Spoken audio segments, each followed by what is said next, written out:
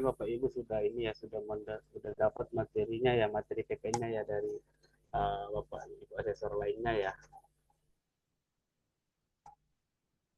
Jadi saya tidak mungkin saya akan mengulang sedikit tentang materi terkait PPN-nya ya, PPN terkait materi PPN-nya bagaimana nanti Bapak Ibu bisa mengikuti untuk bagaimana sih cara menghitungnya dan melaporkannya di dalam SPT. Izin saya share.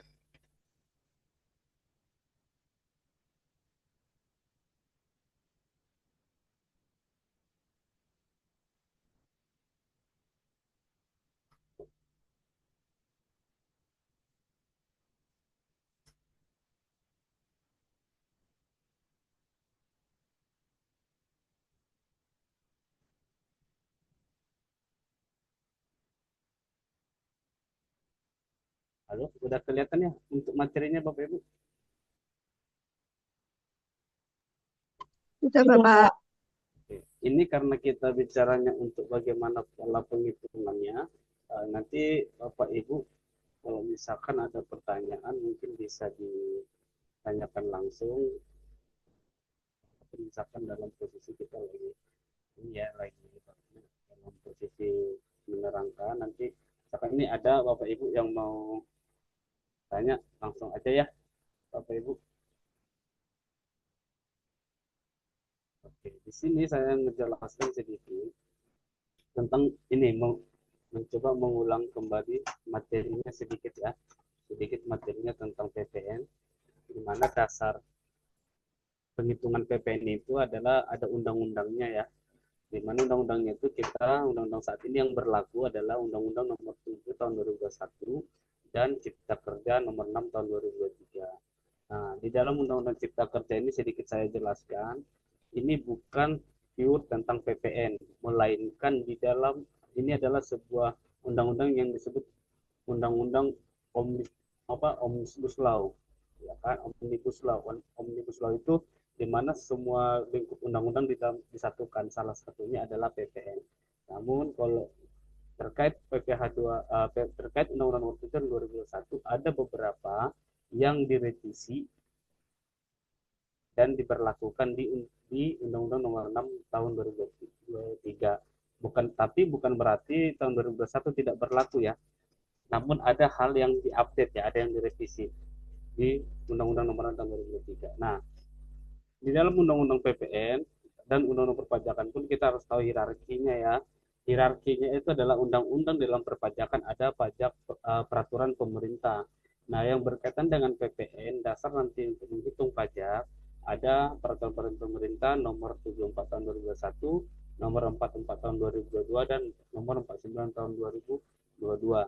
Di mana dasar kita dalam menerapkan perhitungan PPN, mau itu kita saat jadi pemotong atau jadi pemungut dan bahkan sampai menerbitkan faktur pajak. Nah, di sini diatur juga bagaimana nih kita menentukan objek, apakah objek itu tergolong mewah, apakah misalkan objek itu adalah tidak termasuk golongan mewah, apakah jenis faktur pajak yang akan diterbitkan berdasarkan objek yang kita terima nih, objek yang kita mau hitung dan dengan siapa kita juga bertransaksi.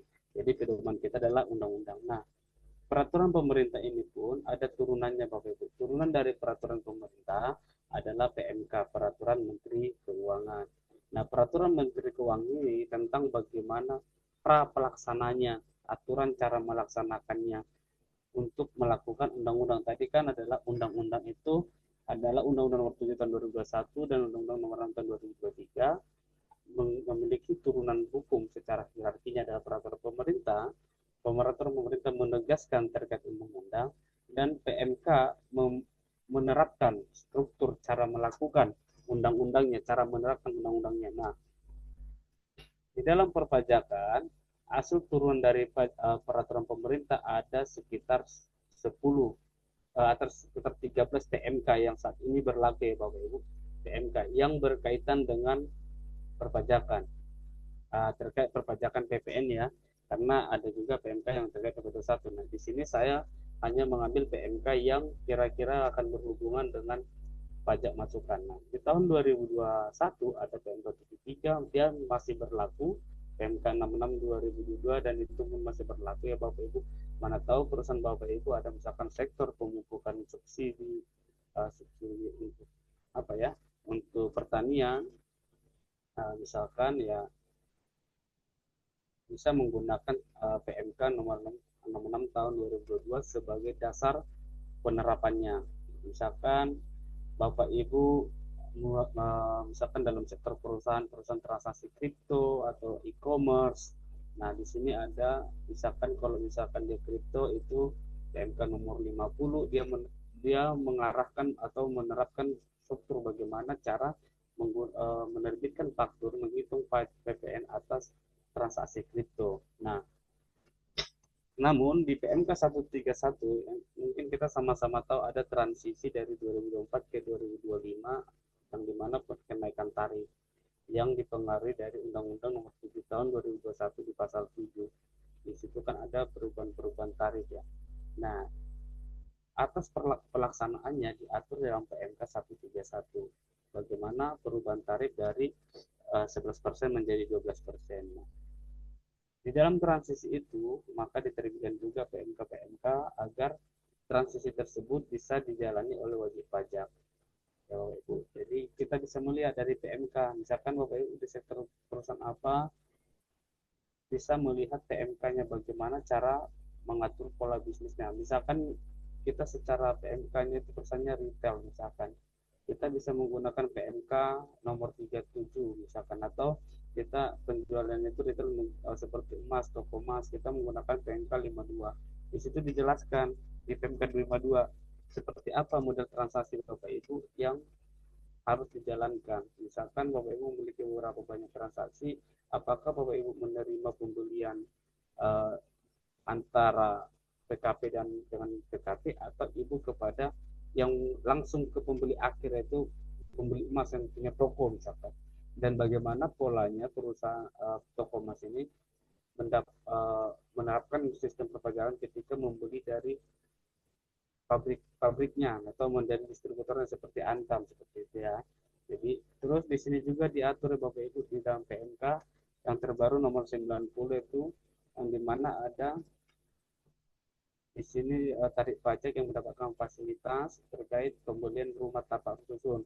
Makanya kita tidak jarang melihat banyak properti perumahan selalu tulisannya di PPN, di PPN. Itu artinya ada yang diberikan oleh pemerintah fasilitas sesuai dengan PMK 90 ya Bapak Ibu. Dan PMK nomor 53 pun dia diatur bagaimana cara menerbitkan faktur pajak ketika memiliki transaksi dokumen lain, dalam arti uh, perhitungan perhitungan dengan dasar pengenaan pajak lainnya. Misalkan Bapak Ibu ada beberapa transaksi antara pengadaan barang dan jasa. Jadi misalkan Bapak Ibu hanya menerapkan PPN-nya dari jasanya, bagaimana menentukan fakturnya. Nah, di sini di PMK 53 itu diatur, juga di PMK 50 juga diatur bagaimana caranya ya Bapak Ibu. Nah, turun dari PMK ini ada peraturan Dirjen Pajak. Nah, peraturan Dirjen Pajak ini lebih spesifik lagi bagaimana cara membuat per transaksinya pajaknya dan bagaimana cara membuat transaksi fakturnya. Jadi jadi turun dari PMK itu biasanya turunan per itu biasanya surat edaran untuk memberitahu sudah diterbitkan beberapa aturan-aturan cara pelaksanaannya. Mungkin Bapak dan Ibu tentang pengertian pajak pertambahan nilai ini saya lagi merefresh aja Bapak Ibu, karena ibaratkan Bapak dan Ibu kan sudah menjalankan materinya, tapi saya merefresh dulu materinya agar kita nanti bisa masuk ke aturannya ke dalam sistem angka perhitungannya Bapak Ibu. Nah, di mana pajak pertambahan nilai ini kan intinya adalah untuk sebuah penambahan nilai ekonomis ya, baik itu dikenakan atas jasa, yang dimana kita konsumsi langsung ya, jasa dan barang. Dan mekanisme pemungutannya juga. Dan di sini Bapak Ibu ini ada di nomor Undang-Undang Nomor 7 tahun 2001 pasal 7, yang dimana di tahun 2007 per 1 Januari kemarin sudah diterapkan sebesar 12% ya untuk faktur untuk PPN ya, sebesar 12%. Jadi dan untuk ekspor masih menggunakan 0%, bukan berarti tidak dikenakan pajak ya. Tetap menerbitkan faktur pajak tapi 0% untuk melakukan ekspor. Jadi misalkan kita ekspor-ekspor tidak ada pajak, bukan tidak ada, tapi tarifnya itu diberikan 0% ya Bapak Ibu. Nah, karakteristik PPN ini mungkin di teori udah Bapak Ibu bisa dia dapatkan pajak tidak langsung. PPN itu merupakan pajak tidak langsung, terus merupakan pajak objektif juga, multi multiple stake juga, dan tidak menimbulkan pajak berganda ya, karena tidak bisa dalam, jadi kalau pajak berganda itu jadi kita tidak bisa menerapkan dua kali PPN dalam satu objek transaksi. Objek transaksi dengan subjeknya juga sama. Jadi untuk menghindari hal tersebut, jadi kita harus sebenarnya memiliki kriteria. Jadi itu nggak bisa, jadi nggak bisa kita bisa melakukan, karena sekarang sistemnya itu udah sistem ya, menggunakan digital, jadi tidak bisa lagi seperti dulu. Kalau dulu kan kita masih menggunakan manual dan menulis sendiri, jadi banyak faktur-faktur pajak yang bisa dikatakan faktur pajak bodong. Sekarang sistem elektronik itu sudah lebih ketat dalam penerbitan fakturnya. Nah, sekarang ini kalau dulu kita menggunakan namanya itu e-faktur, sekarang semua dalam sistem perpajakan sudah menggunakan Cortex ya Bapak Ibu ya. Diatur di sini sudah menggunakan Cortex. Jadi di dalam satu Cortex ini adalah inti dari semua perpajakannya ada di dalamnya. Jadi dalam semua sistem melakukan transaksi perpajakan, baik itu PPN, PPH, mau itu pelapor SPT badan, semua sudah terdapat di dalam Cortex. Jadi tidak memiliki server yang berbeda, tidak memiliki database yang berbeda-beda lagi. Kalau dulu kan masih berbeda-beda, itu kan di dalam satu satu aplikasi yang namanya Cortex.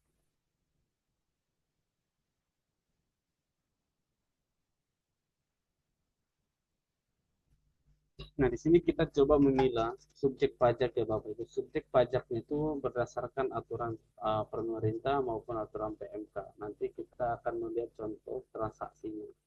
Baik. Jadi di sini jika kita melihat ya, apa sih definisi kenapa harus menggunakan faktur pajak gitu kan? Apakah semua pengusaha baru mendirikan perusahaan sudah langsung bisa harus berutang PPN? Bukan berarti berutang PPN Bapak Ibu. Jadi ketika misalkan kita mendirikan perusahaan, belum belum otomatis terutang PPN, tapi kita masih tercatat sebagai wajib pajak badan yang melakukan kegiatan perpajakannya secara badan yang tidak pemungut pajak, masukan ya, tidak pemungut pajak pertambahan nilai. Nah, PPN itu hanya bisa dilakukan untuk perusahaan-perusahaan pengusaha kena pajak. Ada beberapa syarat-syarat untuk menjadi pengusaha kena pajak. Misalkan ketika kita omsetnya sebagai pengusaha sudah di atas 4,8 miliar, kita bisa mengajukan untuk menjadi pengusaha kena pajak. Dan apabila misalkan, apakah saya mau jadi pengusaha kena pajak nih, karena ada transaksi saya dengan pemerintah atau ada saya ada penjualan dan mau mengikuti tender nih perusahaan gede dengan syaratnya harus sudah PKP atau pengusaha kena pajak, bisa bisa di PKP-kan oleh kepala kantor, oleh Dirjen Pajak berdasarkan sesuai dengan jabatan. Jadi mereka akan melihat apakah perusahaan Bapak ini sudah melaporkan SPT badan minimal itu 2 tahun dan dengan mengajukan formulir untuk menjadi PKP, sehingga nanti tim analisis dari Dirjen Pajak melihat ada potensi Bapak dan Ibu bahwa perusahaan Bapak dan Ibu sudah layak untuk dijadikan PKP walaupun belum omsetnya dalam 1 tahun lebih dari 4,8 miliar, bisa nanti Bapak dan Ibu diaktifkan menjadi PKP. Dan itu diatur di dalam peraturan PP tahun 2022, PP 44 tahun 2022 ya Bapak Ibu, peraturan pemerintah nomor 44 tahun 2022 ada di pasal 1 ayat 13. Pengusaha kena pajak itu harus melakukan, jika Bapak Ibu sudah pengusaha kena pajak, ketika ada penyerahan barang dan jasa, Bapak dan Ibu harus sudah menerbitkan faktur. Jadi misalkan ketika sudah PKP, jadi nilai harga jual itu sudah mulai diperhitungkan ada di sana pajak pertambahan nilai. Apakah syarat menggunakan PKP itu harus perusahaan? Belum tentu Bapak Ibu. Bahkan orang pribadi pun menurut Undang-Undang Nomor 7 Tahun 2021, orang pribadi pun bisa mengajukan dirinya menjadi PKP. Misalkan Bapak dan Ibu punya toko, istilah Bapak dan Ibu di dalam toko itu Bapak mengajukan bagaimana misalkan untuk mau menjadi pengusaha kena pajak deh, saya pengusaha kena pajak supaya bisa bertransaksi ke toko, supaya bisa nanti saya misalkan menentukan faktur dan mengkreditkan faktur pajak, bisa diajukan PKP. Nah, dalam pengusaha kecil yang mengajukan PKP itu dalam pengusaha kecil itu diatur di dalam peraturan pemerintah 55 tahun 2022. Misalkan ini adalah perusahaan-perusahaan UMKM yang memiliki tarif pajak penghasilan tertentu. Nah, pajak penghasilan tertentu pun yang dimana pajak penghasilan 0,5% itu hasil dari fasilitas yang diberikan oleh negara, UMKM bisa mengajukan diri menjadi PKP. Jangan misalkan, aduh, saya kan masuknya dari UMKM nih, tapi bisa nggak ya mengajukan jadi PKP? Bisa Bapak Ibu. Mereka nanti akan melihat ketika dilihat Bapak Ibu memiliki fasilitas yang dimana pembayaran pajak penghasilannya berupa final, ya berupa final dari omset maksimal, ya maksimal 4,81 tahun, bisa mengajukan PKP.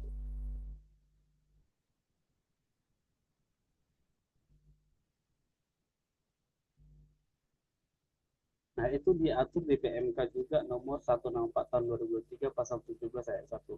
Yang dimana pengusaha wajib melaporkan usahanya ketika sudah dikukuhkan, ya, sebagai pengusaha kena pajak apabila dengan satu satu bulan dalam tahun mempunyai jumlah peredaran bruto atau peredaran bruto melebihi batas pengusaha kecil. Jadi ketika misalkan pengusaha kecil Bapak ini, yang tadi misalkan usaha kita, aduh, sudah omsetnya itu sudah lebih dari 4,8 miliar nih satu tahun, jadi mendingan deh saya buat PT atau saya pribadi ngajukan PKP nih. Kalau misalkan ada perusahaan pribadi, kita anggaplah iseng-iseng nih awal-awal buka dorsemir nih atau buka cuci mobil misalkan, ya, tiba-tiba ternyata sukses nih cuci mobilnya, omsetnya sudah di atas 4,8. Nah, di situ di warning loh Bapak, itu di warning sama PMK nomor 164 tahun 2023, yang dimana ketika penghasilannya sudah melebihi batas yang sudah ditentukan, ya, yang diatur oleh PMK nomor 55, maka akan harus segera mengajukan kepada negara. Saya ini bruto saya sudah melebihi ini, saya mengajukan PKP aja gitu. Dan biasanya negara pun akan menseleksi, ya, secara Dirjen Pajak pun melihat aktivitas data kita, kan itu kan akan masuk nih uangnya ke rekening pribadi kita, dan kita pun harus melaporkan SPT tahunan kita. Jadi kelihatan nih uangnya dari mana, oh uangnya dari usaha, ya udah bawa PKP aja, mereka akan mengajukan seperti itu sesuai dengan PMK 164 tahun 2023 pasal 17 ayat 1. Nah, jadi di sini juga diatur kalau kita sudah PKP, bagaimana kita bertransaksi, ya ini kita bertransaksi itu setiap transaksi pengadaan barang atau jasa, penyerahan jasa, ya, penyerahan barang atau penyerahan jasa, kita harus memperhitungkan ada pajak pertambahan nilai dan membuat faktur pajak. Dan faktur pajak tersebut kita nanti akan mengumpul pajak keluaran dan mengumpulkan juga pajak masukan. Kita kurang pajak keluaran dengan pajak masukan, maka muncul pajak terutang, maka kita harus wajib melaporkan ke pihak PPN terutang kita. Jadi apa yang keuntungan dari PKP? Keuntungannya, ya Bapak Ibu, misalkan kita nih, ini kan kita, kalau di dalam aturannya keuntungannya adalah memperoleh dana pungutan PPN. Misalkan kan kita tagihannya itu kita anggap 1 juta, ya, tagihan 1 juta, PPN 12%, berarti 1.120.000. Nah, kita menagih di dalam pos kita itu 1.120.000. Nah, 1.120.000 ini itu kan bisa pelaporannya adalah di akhir bulan tahun, bulan berikutnya, di akhir bulan berikutnya, misalkan di bulan 1, pajak PPN bulan 1 Bapak Ibu maksimal harus bayar dan lapor itu di akhir bulan 2. Jadi ada spare waktu sekitar 2 bulan Tadi PPN itu masih bisa diatur untuk mengatur pola cash flow. Jadi yang 1.200.000 itu kan sebenarnya adalah hak negara. PPN itu adalah hak negara yang harus kita setorkan. Namun karena misalkan masih ada waktu range-nya waktu di situ yang begitu agak lumayan lama sekitar 2 bulan, kita masih bisa mendapatkan, kita bisa masih bisa memanfaatkannya untuk mengatur cash flow kita, misalkan asalkan yang penting jangan sampai telat lapor dan jangan sampai tidak membayar pajak.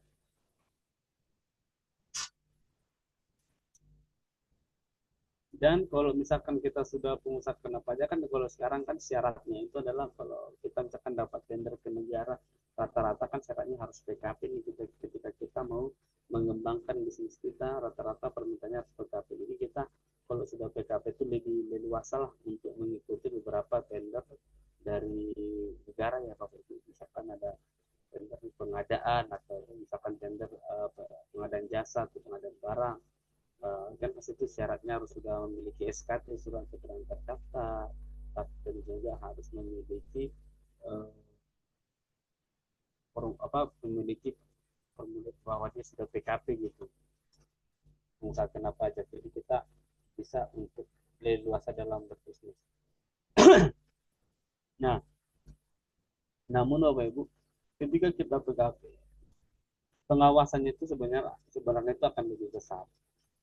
Dan kita juga namanya kita menjalankan aturan perpajakan, ketika aturan itu kita tidak jalankan, maka di situ akan melekat sanksi dan bunga sanksi. Dalam undang-undang dia telah diatur Bapak Ibu. Di sini diatur bagaimana dimana kita tadinya awalnya itu kalau kita nggak PKP transaksi ketika kita penyerahan barang dan jasa, kita tidak menerima faktur dan kita tidak menghitung PPN di dalam transaksi. Cuman lingkup bisnis kita akan lebih kecil. Nah, ketika kita PKP, lingkup bisnis kita ini akan lebih besar, akan lebih leluasa, tetapi di sisi lain kita terkontrol. Terkontrolnya adalah apa? Misalkan kita ada sanksi, di sini diatur misalkan di Undang-Undang Nomor 7 Tahun 2021 Pasal 14 Ayat 4. Di sini jelas diberitahu jika kita misalkan kita sudah menerbitkan faktur keluaran, tetapi kita nggak bayar-bayar nih faktur keluarannya. Kita tidak bayar faktur keluaran, kita menerbitkan faktur, kita tidak bayar-bayar, maka kita kena sanksi 1% dari nilai dasar pengenaan pajak. Itu diatur di pasal 14 ayat 4. Terus di pasal 14 ayat 5A, misalkan di sini ketika kita sudah disangsi tadi 1% dan kita mendapatkan bunga, suku bunganya acuannya itu 5% ya. Tapi nanti akan ada peraturan fair yang nanti melihat suku bunga per berapa bulan gitu. Nanti dia akan dikalikan sama oleh jalan pajak di situ. Nah, misalkan tadi faktur keluaran nih kita tidak bayarkan. Sekarang kalau misalkan kita tidak bayarkan PPN terutang ketika pajak keluaran dikurang pajak masukan, maka selisih jika pajak keluaran lebih besar maka selisih PPN terutang, maka kita tidak laporkan nih SPT-nya, maka kita tidak laporkan surat pemberitahuannya, maka kita punya kena denda minimal 500.000, maksimal itu 1 juta. Dan ada lagi Bapak Bu, Undang-Undang Nomor 8 Tahun 2007 Pasal 8 Ayat 2, apabila kita misalkan dari kita di dalam SPT itu ada terutang, kita tidak laporkan, kita sudah kena denda, telah lapor, terus kita tidak bayarkan nih sisa terutangnya ya. Misalkan kita sudah bayar terutang, hanya tidak laporkan, itu kena denda 500.000. Tetapi kita sudah tidak bayar, otomatis kan tidak bisa lapor, maka kita kena denda 2% dari sisa jumlah yang terutangnya. Kita kena denda 2% dari jumlah terutangnya per bulannya, maksimal itu 24 bulan.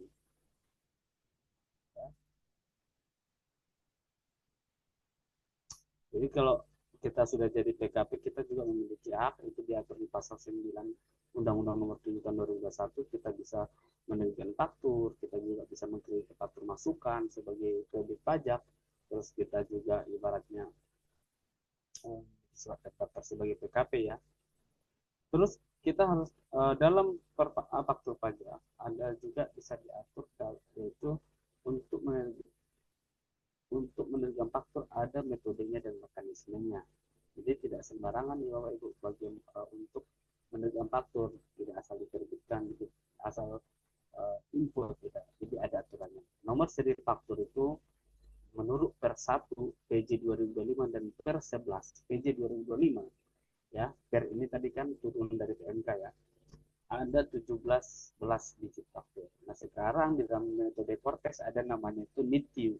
Jadi kalau kita orang pribadi kan ada NIP, ada NPWP. Nah, jadi kalau sekarang kalau misalkan nomor seri faktur kalau dulu kita meminta nomor seri pakai Innova ke Dirjen Pajak, kalau yang sekarang bisa secara otomatis ya Bapak Ibu. Kita tidak harus minta-minta lagi pakai Innova. Nah, nomor seri itu kode yang di depan itu adalah kode transaksinya, yaitu menjelaskan dari kode itu bisa dijelaskan itu transaksi kepada siapa dan atas apa ya. Terus kode statusnya. Nah, dua digit dua digit kode status dan 13 digit itu yaitu adalah nomor yang dikeluarkan oleh Dirjen Pajak nanti acak. Sekarang Dirjen Pajak akan mengeluarkan. Ini kita akan lihat kode yang di depan ya, di depan. Kode faktur pajaknya yang di depannya yang dua digit yang di depan. Nah, di sini misalkan 01. Jadi kalau 01 di normal, nanti kalau kalau sudah ada penjualan jadi 011 ya. Jadi ini normalnya. Ini adalah penyerahan ya, penyerahan termasuk di dalam kategorinya ini penyerahan jasa, penyerahan barang yang di luar kategori 02 dan 010. Jadi 02 itu kan penyerahannya itu kan untuk. Jadi sedangkan 02 itu penyerahan untuk pemerintah atau pemungut. Yang instansi pemerintah kita biasanya menerbitkan fakturnya itu 02. Tapi kalau 01 atau 010 kita menerbitkan sesama yang tidak merupakan pemungut PPN. Tidak pemungut PPN, terus dia juga bukan instansi pemerintah rata-rata. Karena ada juga yang bukan instansi pemerintah tapi ditunjuk oleh Dirjen Pajak jadi pemungut ya Bapak Ibu. Jadi tidak semua swasta itu tidak memungut, bisa dia ditunjuk oleh Dirjen Pajak, tetapi rata-rata instansi pemerintah itu merupakan pemungut pajak. Nah, 03, 02 ini tadi instansi pemerintah, 03 ini bisa badan usaha milik negara, bisa swasta. Kalau badan usaha milik negara seperti BUMN, ini diberi fasilitas sebagai pemungut BPN di luar dari kode 02 itu instansi pemerintah, tapi ini badan usaha ditunjuk oleh negara untuk menjadi pemungut. Apakah swasta bisa? Bisa. Ketika menurut Dirjen Pajak, swasta tersebut sudah masuk dalam kategori perusahaan besar yang mungkin bisa sebagai pemungut. Jadi akan dikasih tuh dan suratnya bahwa dia pemungut. Jadi ketika kita bertransaksi dengan sama dia, kita harus menerbitkan faktur kode 030. Kode 04 ini atau 040 adalah merupakan penggunaan DPP nilai lain. Penggunaan DPP nilai lain. Di mana DPP nilai yang dimaksud di dalamnya adalah, ya tadi seperti saya bilang, jika ada transaksinya misalkan tenaga kerja, ada transaksi ke tenaga kerjaan, kita disuruh mencari pekerjaan, kita jasanya mencari ya, hanya mencari menyeleksi orang yang bekerja, nanti hak-hak pekerja ini akan diterima di perusahaan yang bekerjasama dengan kita, mau itu BPJS-nya, gajinya, seragamnya, tunjangannya, kita hanya dalam proses penyeleksian. Nah, di situ misalkan kita anggaplah biaya untuk penyeleksian itu disiapkan oleh perusahaan dengan untuk dengan pengadaan ya, pengadaan alat-alatnya kita nggak 10 juta dan kita minta ini alat-alat yang penyelesaiannya kita butuh laptop dan sebagainya kita beli nih, tapi modelnya seperti kita reimburse ke dia barang-barangnya, tapi sisi lain ada jasanya, jasa-jasanya, jasa kita menginterview orang, jasa kita membuat menyelisih, kita pisahkan ada di situ pengadaan barangnya, ada pengadaan jasanya. Maka ketika kita pengen, oh kami ingin menerbitkan faktur berdasarkan pendapatan kami itu, pendapatannya adalah fee, ya. Pendapatan kami itu adalah fee atas dasar kami, maka misalkan totalnya itu misalkan nih barangnya 10 juta ya, barangnya 10 juta, eh, baru misalkan fee-nya kita 2 juta, misalkan fee-nya kita itu kita anggap 2 juta, maka di dalam invoice itu akan muncul PPN-nya itu dari sebesar 2 juta. Sedangkan yang 10 juta tadi kita tidak kenakan PPN karena itu pure pengadaan yang kita tidak ambil nilai ekonomisnya. Kita reimburse sesuai dengan apa yang ditagih sama si pemilik barang kita. Karena kan misalkan nih penjual kita belikan dulu, terus kita manfaatkan barang itu untuk sebagai toolsnya kita dalam melaksanakan penyelesaian. Gitu ya. Jadi dengan lain. Terus yang 05 adalah penyerahan yang 05 ini biasanya ini dilakukan penyerahan seperti ya seperti emas ya. Kalau emas biasanya 05 atau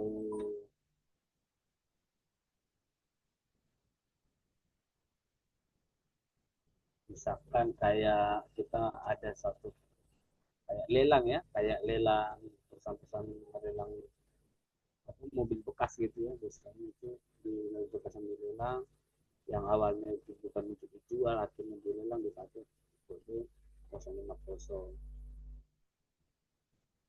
Dalam 06 ini skema pengeluaran dari turis asingnya kita sendiri KPR-nya dibuat BKP toko retail baru melakukan penyerahan BKP-nya. Biasanya ini dilakukan oleh kebanyakan ini toko-toko ini kebanyakan kayak di Bali ya banyak.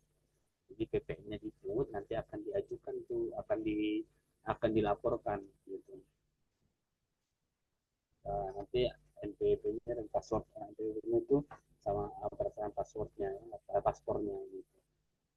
Nah, 070 ini adalah satu kegiatan yang merupakan fasilitas yang diberikan negara. Jadi ini 070 ini adalah objek suatu PPN yang nantinya negara yang akan membayarkan menanggungnya.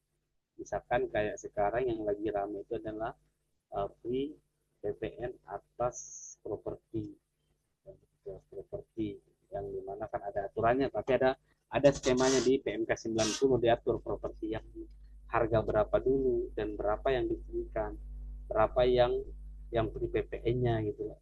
Bukan free sebenarnya, berapa yang PPN-nya ditanggung oleh negara gitu.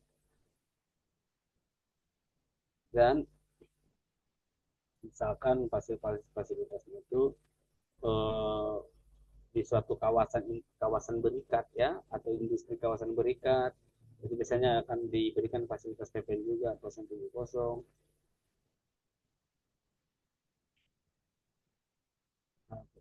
Terus kalau misalkan Bapak dan Ibu pernah melihat itu kawasan berikat dengan 070 atau saat dulu-dulu COVID.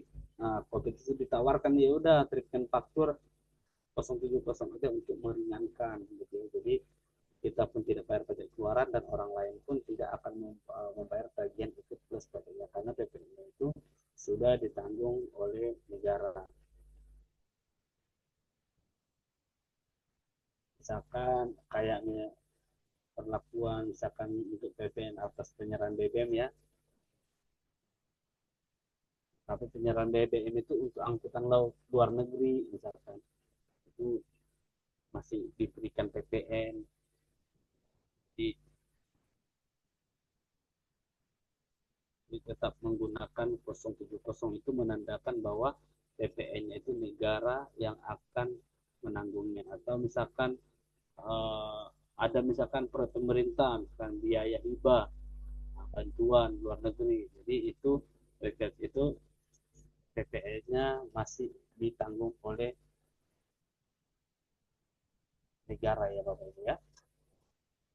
Nah, terus untuk kode 080. Nah, kode 80 ini adalah yang tidak sebenarnya sisi lain tidak merupakan objek PPN gitu kan.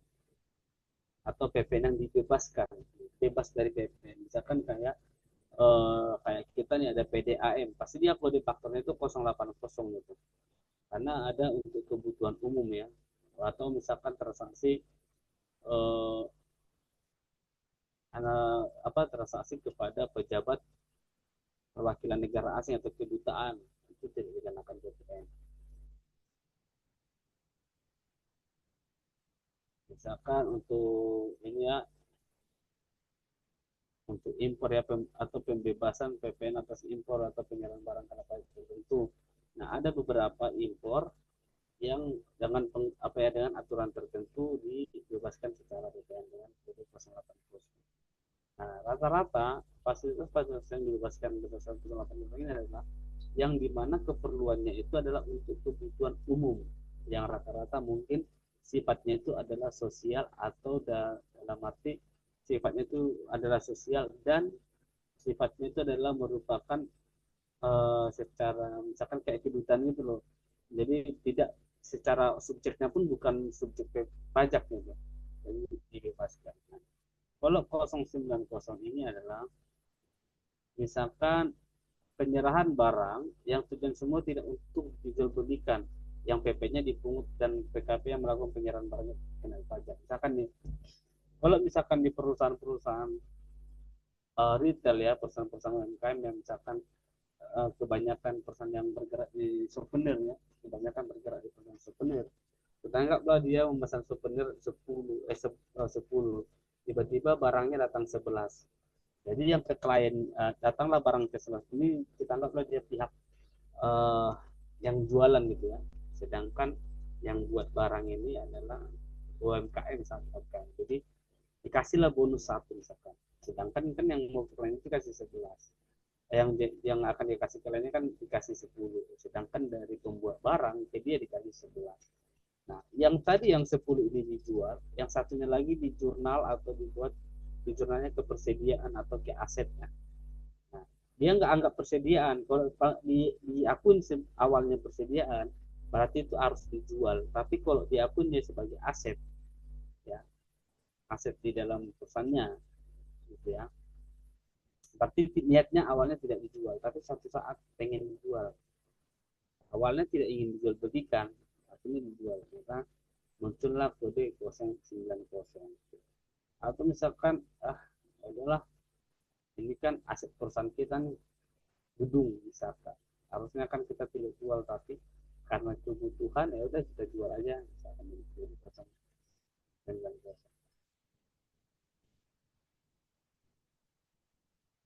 Jadi kalau terus ada kode 0101 100 atau 10 adalah penyerahan kode transaksi ini antara lain penyerahan yang menggunakan tarif selain tarif. Jadi selain tarif 010 sampai, jadi ada tarif lain, mungkin transaksi-transaksi lain yang belum diatur di dalam undang-undang, di dalam PMK belum sempat diatur, maka udah transaksinya dianggap aja kode 100.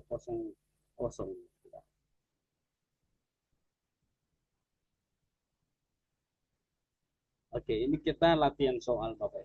Nah, ini perhatian soalnya. Di soal ini nanti kita akan susun berdasarkan latihan soal ini, nanti akan melakukan penyusunan untuk SPT PPL. Nah, di sini ada transaksi PT Altex Akuntan Indonesia, kebetulan ini adalah perusahaan saya, hanya saya buat namanya di sini, jadi saya bisa berani buat namanya. Jadi perusahaan ini bertransaksi, tapi ini transaksinya ini adalah transaksi yang dibuat-buat ya, jadi bukan asli transaksi PT Altex Akuntan Indonesia. Nah, transaksinya ini kita anggap di bulan Mei. Ini ada transaksi di bulan Mei tahun 2025, transaksi yang dilakukan oleh PT Altex Akuntan Indonesia. Tanggal 10,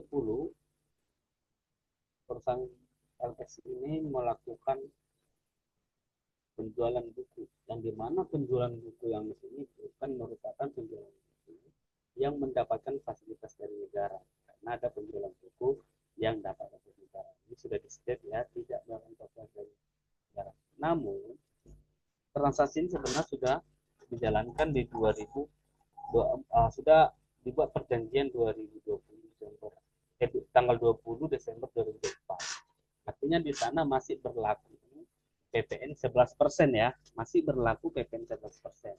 Namun realisasinya baru terrealisasi selesai pekerjaan itu dan melakukan penagihan di bulan Mei. Di bulan Mei 2025. Nah, perjanjiannya hanya menempatkan harga. Ya, perjanjian hanya menempatkan harga net ya. Ya misalkan ya enggak, pokoknya apapun yang mau terjadi, harga yang harus dibayar hanya 115 juta dengan jumlah sebanyak itu gitu. Jadi perjanjian kerjasamanya dia tidak mau rubah, terus tidak ada perubahan BAST, tidak ada perubahan BAPP, tidak ada perubahan perjanjian harga gitu ya, semua tidak ada. Kontraknya juga tidak berubah. Nah, intinya dia hanya satu 115 jutaan. Oke, akhirnya PT LTEX Akuntan Indonesia mau, karena dulu dihitung di sana tarifnya itu di Desember itu 11%, sedangkan di Januari 2025 per Januari 2025 sudah diterapkan 12%. Dan di posisi dia di Desember 2024 dia sudah mencatat utang sebesar 115. Ya, berarti DPP yang diakuin sama dia adalah yang dimana DPP-nya itu 115 dibagi 1,11 atau 11% PPN-nya ya. Oke, akhirnya kita LTEX membuat kesimpulan agar tidak mengganggu pencatatannya dan tidak mengganggu pencatatan kita yang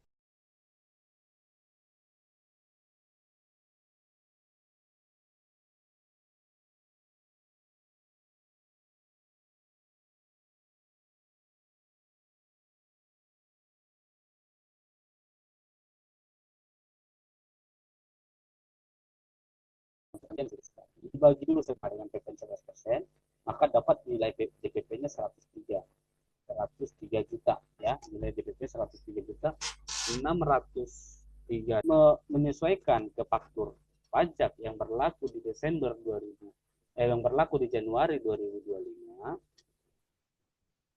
maka dicarilah DPP-nya. Caranya apa? Dengan membagi 1,1 per 12 dikali nilai, sehingga dapatlah DPP nilai lain 94.969.970 dan PPN-nya menjadi 11.396.396. Nah, kode fakturnya karena kita menggunakan perhitungan dokumen lain, maka harus menggunakan perhitungan pengguna DPP nilai lain, DPP-nya dasar pengenaan pajak nilai lain, maka kita menggunakan kode faktur 040 ya Bapak Ibu. Nah, tadi di situ dijelaskan kode faktur 040 adalah menggunakan metode perhitungan di dasar pengenaan pajak nilai lain. Dan di tanggal 11 Mei 2025, PT LTEX Akuntan Indonesia pun memberikan jasa pelatihan perpajakan PT Artasa Rakyat Tbk, melakukan pelatihan perpajakan ke PT Angkasa Rakyat Tbk, di mana perusahaan ini adalah perusahaan korporat Bapak Ibu. Perusahaan korporat yang begitu besar otomatis memiliki orang pajak yang begitu banyak ya, orang pajak yang sangat banyak. Nah, di dalam pelatihan itu jasa pelatihan ditawar sama mereka sebesar 200 juta dengan kontrak perjanjian ya. Nilai tersebut belum termasuk PPN dan PPh atas jasanya, artinya 200 juta itu hanya di DP saja. Karena ini sudah transaksi di bulan Mei, maka kita pasti sudah menggunakan PPN 12%.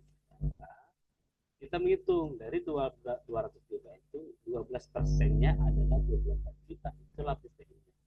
Sehingga nilai total saat kita bagi dalam sudah 24 juta karena sudah ditambah PPN berapa juta. Berbagian dari mana? Berbagian dari 12% dikali 200 juta dikali 12%. Dan kode faktur yang dimunculkan adalah 010. Karena apa? Karena kita tidak menggunakan perhitungan pengenaan pajak dari nilai lain. Ya. Terus pada tanggal latihan soal ketiga adalah di tanggal 12 Mei 2021 PT Bantes menagih jasa konsultan pajak dari PT Suzuki Gandia dengan nilai kontrak sudah termasuk PPN. Nah, tadi di jasa pelatihan tidak termasuk PPN. Ini sudah termasuk PPN dan belum termasuk PPH.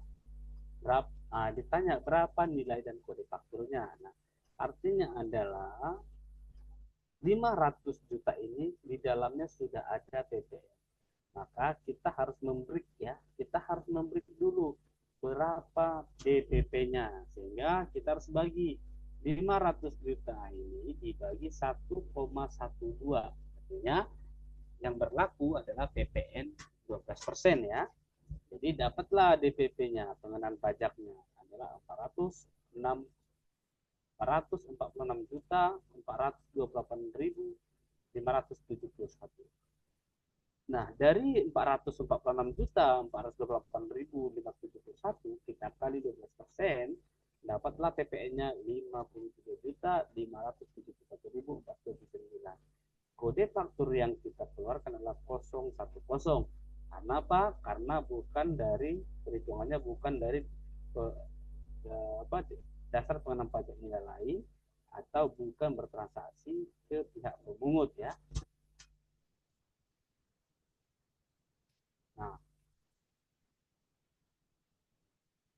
latihan soal keempat ini adalah tanggal 13 Mei 2025 PT LTEX Akuntan Dosa mendapatkan pekerjaan dari PT Aplikasi Solusi Akuntansi untuk mengerjakan aplikasi keuangan, di mana LTEX Akuntan Indonesia memisahkan harga barang dengan harga jasa. Ya, di mana harga pengadaan aplikasi tersebut adalah 10 miliar, pengadaannya 10 miliar.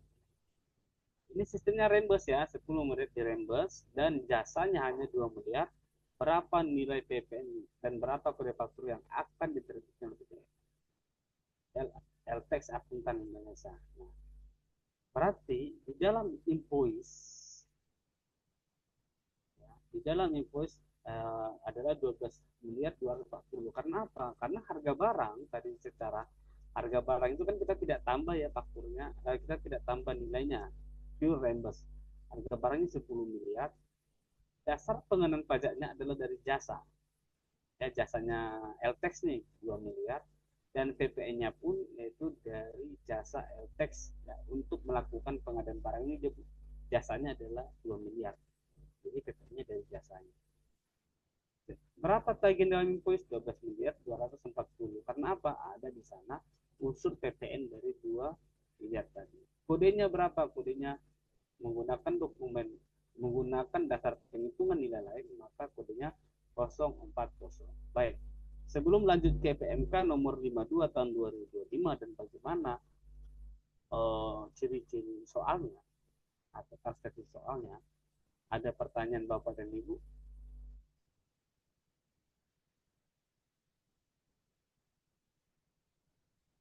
Ada pertanyaan kah?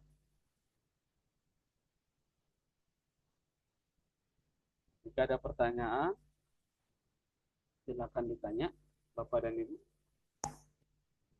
Baik. Atau ada yang belum, ada yang masih kurang dipahami? Ya, misalkan Ibu Aulia, Bu Salsa, apakah ada pertanyaan Bu Anissa untuk soalnya atau udah kita lanjut? Lanjut, Bapak. Ya.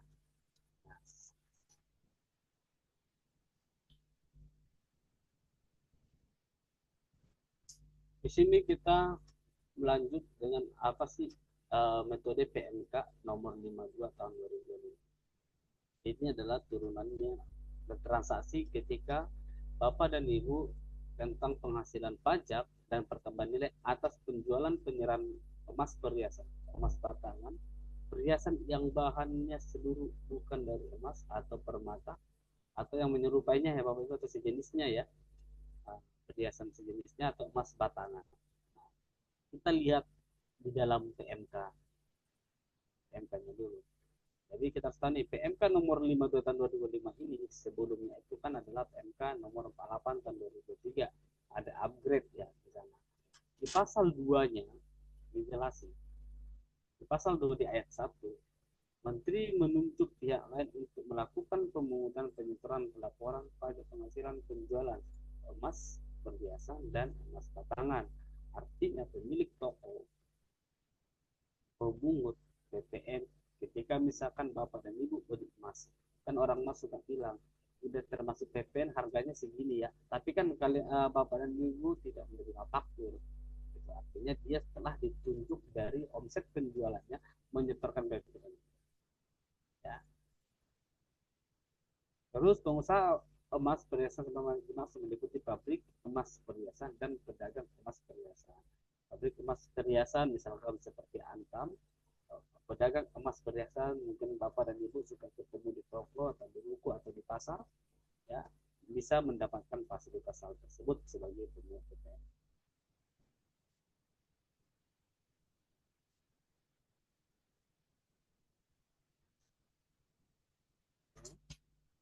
Terus berdasarkan pemungutannya, mereka atas transaksi emas ini perusahaan penjualan emas atau merupakan objek pajak penghasilan juga. Itu pajak penghasilan pasal 22 ya Bapak ya, pasal 22. Nah, karena kita bahasnya sekarang PPN, kita lanjut hanya sisi PPN-nya dulu. Di pasal 14 ayat 1, pengusaha kena pajak yang merupakan sebuah pabrik emas atau pedagang emas. Jadi bisa pengusaha kena pajak misalkan seperti tadi, orang pribadi misalkan dia punya toko atau toko elektronik, toko emas atau toko buku ya, dia mendaftarkan diri sebagai pengusaha kena pajak misalkan ketika memiliki omsetnya itu di atas 4,8 miliar setahun atau mengajukan udah deh saya mengajukan karena saya ada nih transaksi dengan pemerintah gitu ya, dan kebutuhannya harus PKP bisa dia ngajukan, nanti masalah itu disetujui dan disetujui itu tergantung analisa perpajakan yang analisa di pajaknya ya. Sedangkan di ayat 3 di pasal 4 ayat 3, berdasarkan ketentuannya, perhiasan pengusaha kena pajak pabrikan emas atau perhiasan yang disebut pedagang itu 10% dari tarif pertambahan nilai.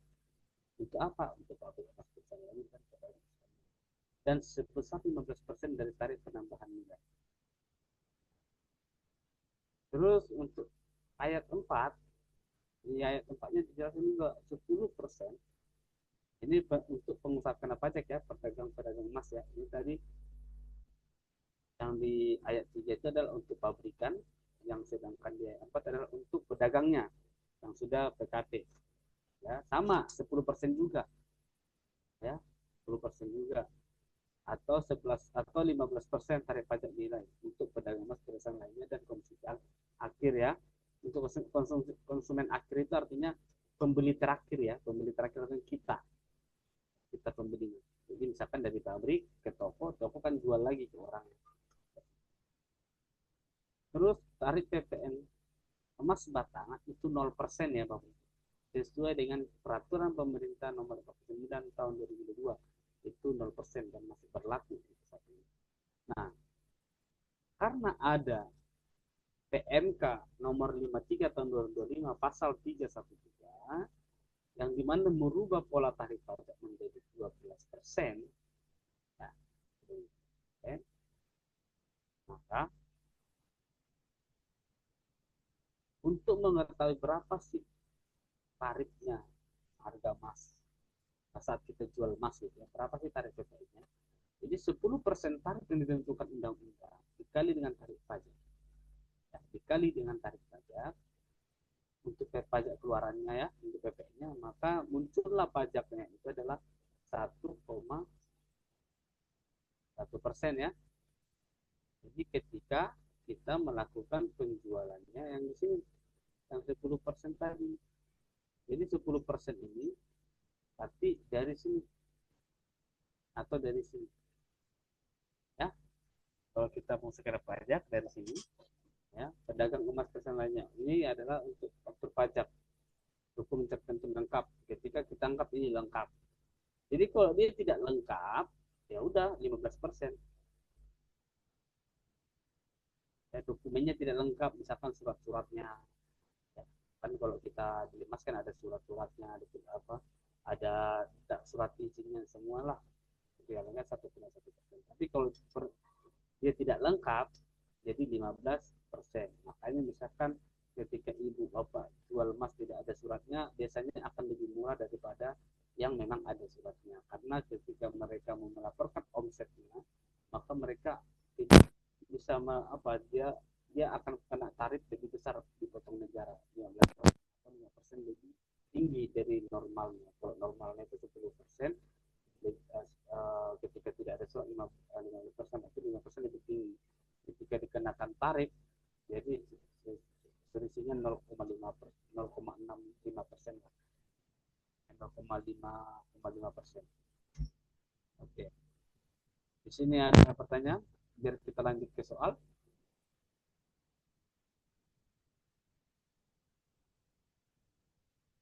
Kalau misalkan Bapak Ibu tidak ada pertanyaan, Diana Palu, Bang Safiri, Bu Ananda, apakah ada pertanyaan? Kita lanjut ke yang lain. Sementara tidak, Pak. Di sini kita anggap soalnya itu Tuan Yang Li. Tuan Yang Li ini salah satu klien lamanya PT LPS Akuntan Indonesia. Tuan Yang Li ini memiliki toko emas perhiasan berlokasi di Jatinegara. Ya, Tuan Yang Li telah dikukuhkan sebagai pengusaha kena pajak dan melayani penjualan emas perhiasan. Wajib pajak juga melayani jasa perbaikan emas perhiasan. Berikut transaksinya ya. Dan di transaksinya ini di bulan Desember 2024. Terus berikut transaksinya, penjualan emasnya ada sebesar 300 juta. Penjualan emas batangan 200 juta. Jasa perbaikan perhiasan 100 juta. Dan dia menerima pajak masukan dari sewa dia. Jadi toko tempatnya dia itu ternyata dia sewa. Jadi ketika orang sewa nagih dan bikin faktur, ada pajak masukannya sebesar 2 juta. Ya. Berdasarkan transaksinya di atas ya, berapakah PPN yang harus disetorkan Tuan Yang Li ke negara, dan buatlah kode faktur pajak yang untuk pajak keluarannya. Itu kalau yang kepada Tuan Yang Li.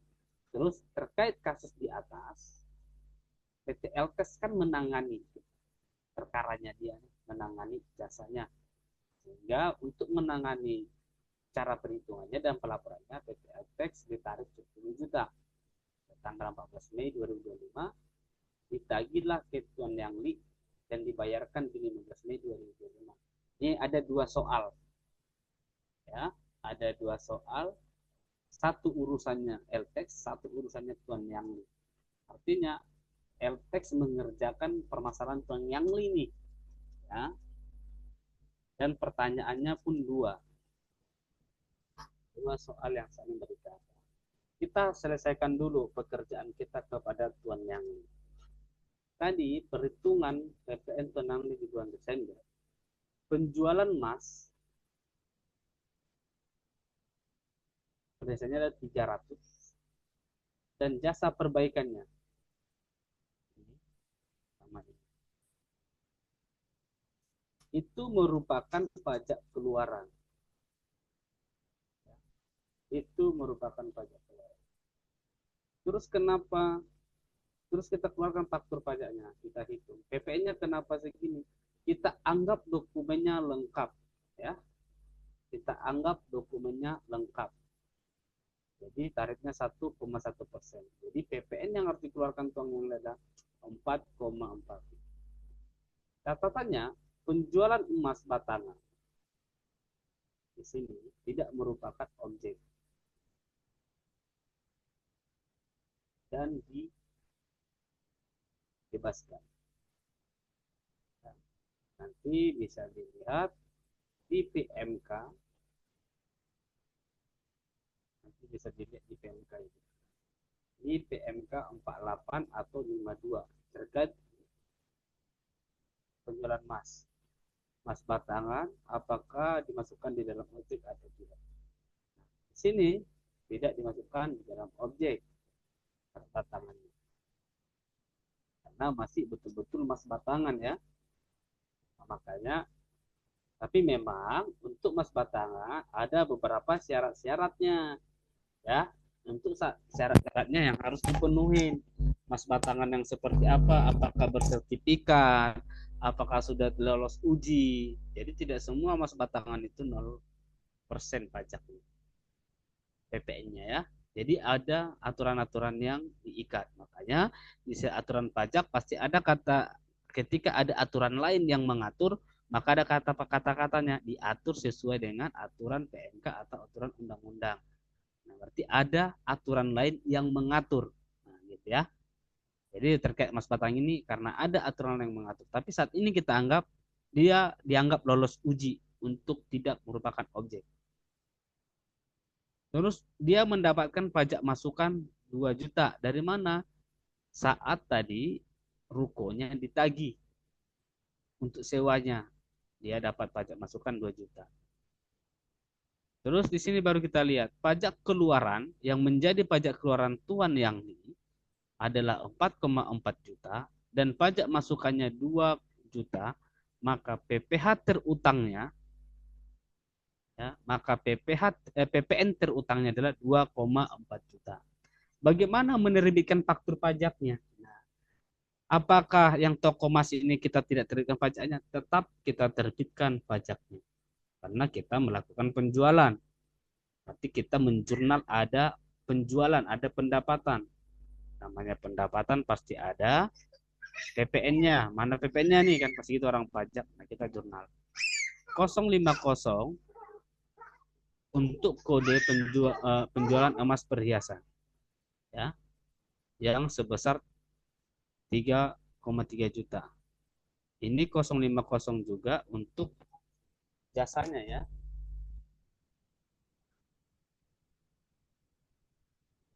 Jasa perbaikan.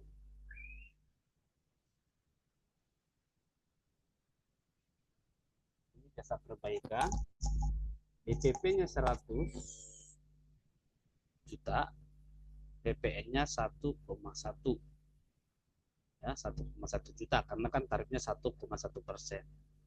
Terus untuk yang tidak dikenakan pajak masukan PPN keluaran dikenakan kode 070 ya, artinya kita tetap terbitkan faktur tapi tidak membayar PPN terutangnya, tetap terpaktur karena kita butuh ekualisasi pendapatan dengan nilai dasar pengenaan pajak PPN. Nah, sekarang urusannya dengan LTEX nih. LTEX Angkutan Indonesia. LTEX Angkutan Indonesia menagih di bulan Mei 2025 dengan upah jasanya saat membantu si Pak Tuan Yang Li ini 10 juta itu belum termasuk PPN. Makanya 10 juta ini dikali tarif 12%, maka nilai invoice yang ditagih 11.200.000 dengan mengeluarkan kode faktur pajak 010. Oke. Sini ada pertanyaan? Oke, kita lanjut ya. Nanti ini Excel-nya dipelajarin ya. Terus kita lihat PMK nomor 37 tahun 2025. Ini terkait pajak PPN dan PPH yang melakukan transaksi di marketplace atau melalui sistem elektronik atau e-commerce. Ya, mungkin secara tidak sadar kita sudah banyak melakukannya, pembeliannya. Ya, misalkan kita belanja dari Shopee, kita belanja dari Tokped ya, banyak. Jadi mereka juga merupakan subjek dan objek pajak apa yang menjadi yang mereka produknya ya untuk PPN-nya. Nah, di pasal 1 ayat 5 dikatakan wajib pajak orang pribadi atau badan, berarti orang pribadi atau badan merupakan subjek ya yang melakukan pembayaran, bisa melakukan pemungutan dan pemungutan yang mempunyai hak dan kewajiban perpajakan sesuai dengan ketentuan peraturan perundang-undangan ya. Jadi orang pribadi maupun badan, karena kan banyak orang di marketplace itu membuka toko tidak ada PT-nya tapi ada produknya, dia sendiri yang melakukannya gitu ya, secara orang pribadi. Baru pasal 1 ayat 6, pemotongan atau pemungutan pajak penghasilan wajib pajak dikenakan wajib pajak untuk melakukan pemotongan. Berarti kalau kita sudah mendaftarkan diri sebagai pemungut PPN maupun perusahaan atau orang pribadi, kita bisa melakukan pemungutan sesuai dengan ketentuan undang-undang di bidang perpajakan penghasilan. Nah, di pasal 1 ayat 7, perdagangan yang melalui sistem elektronik, perdagangan transaksi dilakukan melalui serangkai perangkat prosedur elektronik. Ya, berarti bisa dari laptop, bisa dari HP, semua melakukan sistem prosedur elektronik. Penyelenggaraan perdagangannya sistem elektronik yang dimana pelaku usaha menyediakan sarana komunikasi elektronik yang digunakan untuk transaksi perdagangan. Nah, sekarang ini pada UMKM banyak di sebuah marketplace yang paling terkenal kan sekarang kayak Shopee, Lazada gitu ya, kayak Tokped gitu. Jadi ada wadahnya untuk melakukan pasarnya ada gitu. Ada pasarnya untuk melakukan transaksinya. Terus negara membuat aturan untuk menunjuk pihak lain sebagai pemungut pajak penghasilan. Artinya yang pedagang tadi ditunjuk sebagai pemungut. Jadi omsetnya Bapak Ibu, transaksi yang dilakukan Bapak Ibu dianggapnya di situ sudah ada jatah negara yang dipungut oleh Bapak dan Ibu sebagai pedagang dan penjual yang ada di marketplace. Di pasal 2 ayat 1. Pihak lain ditunjuk oleh menteri sebagai pemungut pajak penghasilan melakukan pemungutan, melakukan penyetoran, pelaporan pajak atas penghasilan diterima diperoleh perdagangan dalam negeri dengan mekanisme perdagangan melalui sistem elektronik. Ya, berarti Bapak Ibu melakukannya dan suruh menghitung di dalam uang Bapak dan Ibu, omset Bapak Ibu ada di situ kewajiban negara. Nah, pihak lain yang ditunjuk menteri sebagai pemungut ya, pihak lain itu maksudnya kita ya, karena kan pihak yang otomatis sebagai pemungut kan adalah lembaga pemerintah, tetapi Kementerian Keuangan bisa menunjuk pihak lain sebagai pemungut juga. Nah, makanya disebut dalam undang-undang itu dengan bahasa pihak lain. Jadi pihak lain tunjuk melakukan perdagangan elektronik di tempat bertempat tinggal dimanapun dia berada, asalkan dikedudukan di wilayah negara Indonesia ya. Sedangkan di pasal 3 ayat 2, kriteria sebagian dimaksud pasal 1 tadi, ya pasal 1, ini pasal 1 tadi, yang di atas, penyelenggara perdagangan melalui sistem elektronik yang mempunyai rekening escrow untuk menampung penghasilan sebagaimana dimaksud dalam pasal 2 ayat 1. Artinya gini, Bapak dan Ibu, saya lakukan mau perdagangan, Bapak dan Ibu harusnya menggunakan rekening escrow, rekening yang dimana misalkan Bapak Ibu rekening pribadi BNI, buat lagi BNI baru atau BNI kedua atau bisa BCA. Perdagangan Bapak dan Ibu, semua omset Bapak dan Ibu dimasukkan ke dalam rekening itu yang disebut dengan rekening escrow, di mana semua penghasilan atas dagang dari situlah hasilnya. Supaya apa? Supaya perusahaan Bapak Ibu tidak mencampur aduk atau pribadi Bapak Ibu mencampur aduk transaksi keuangan yang akan menjadi potensi akan ngejelimet juga, dan akan orang pajak juga akan menentukan pajak penghasilan Bapak Ibu akan termasuk penghasilan pribadi ya, bukan hanya dari dagang penghitungan pajaknya. Jadi daripada akan kena masalah, mendingan dibuat rekening escrow dan dikontrol sama Jika bisa masih dikontrol sendiri, bisa dikontrol sendiri pencatatannya atau bisa menggunakan jasa akuntan atau jasa konsultan.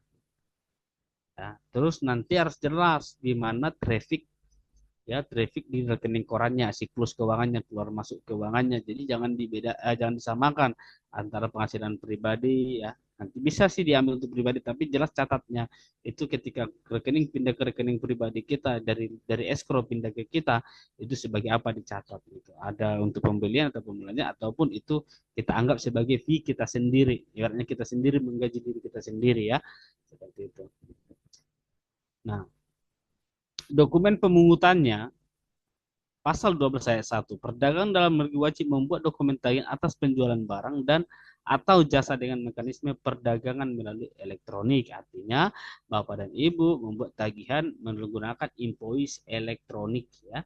Invoice elektronik, nomor rekeningnya sudah di dalam elektronik, jadi sudah terkontrol secara elektronik semua. Ada baiknya seperti itu secara undang-undang. Dokumen tagihan sebagaimana masuk pada ayat 1 merupakan dokumen tagihan atas nama pedagang dalam negeri yang dihasilkan melalui sarana komunikasi elektronik dan sistem elektronik lainnya yang disediakan oleh pihak lain.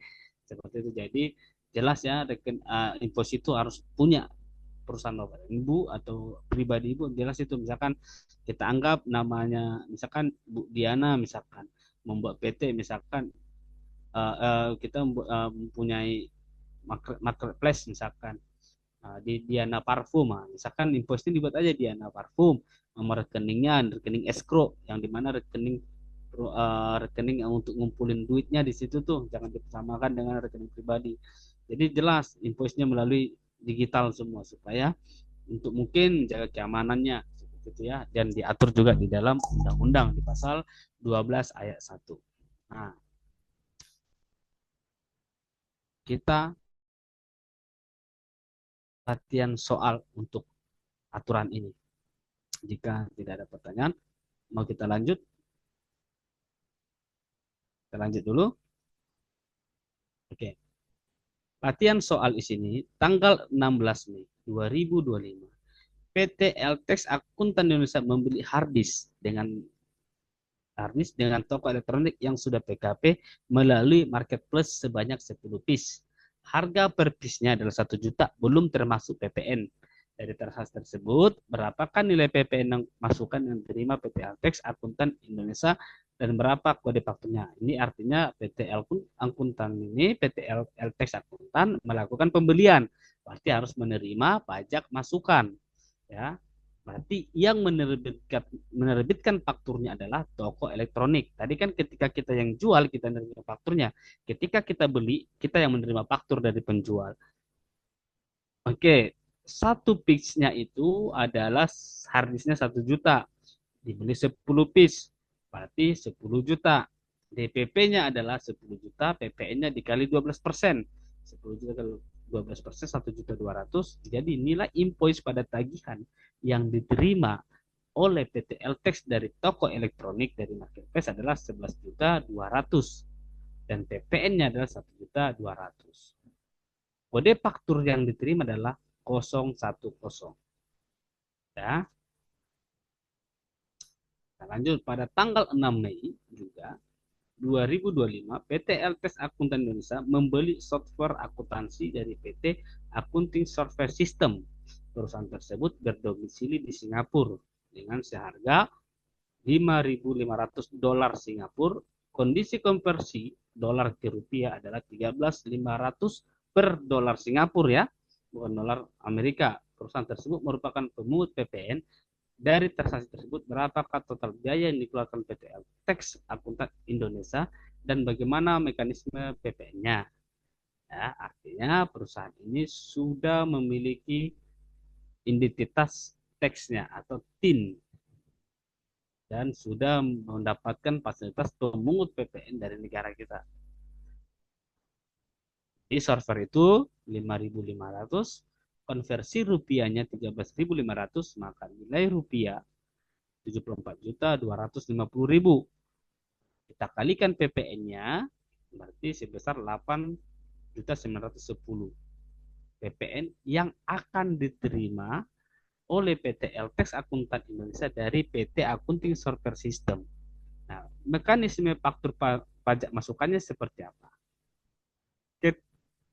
Ketika PPN, ketika perusahaan PT Akunting Software System, misalkan dia tidak memiliki izin atau kita beli dari marketplace, berarti dia tidak memungut PPN, dia tidak bisa memungut PPN kita, tidak berguna nih pajaknya dia di kita gitu ya, karena dia tidak melakukan izin dulu misalkan. Karena kan PPN itu adalah bagaimana tadi dasar undang-undangnya tidak berganda, single, dia tidak berganda. Oke, setelah itu dia nagih ke kita atas PPN yang kita hitung 8,9 juta ini, 8.910 ini kita laporkan sendiri. Kalau dia tidak bisa menjadi pungut, kita laporkan sendiri dengan membuat SSP, ya, bukti setoran pajak. Nah, setoran pajak ini kita berikan ke si PT Akunting Software System. Kita email ke dia, ini loh pajakmu udah aku bayar di Indonesia ya.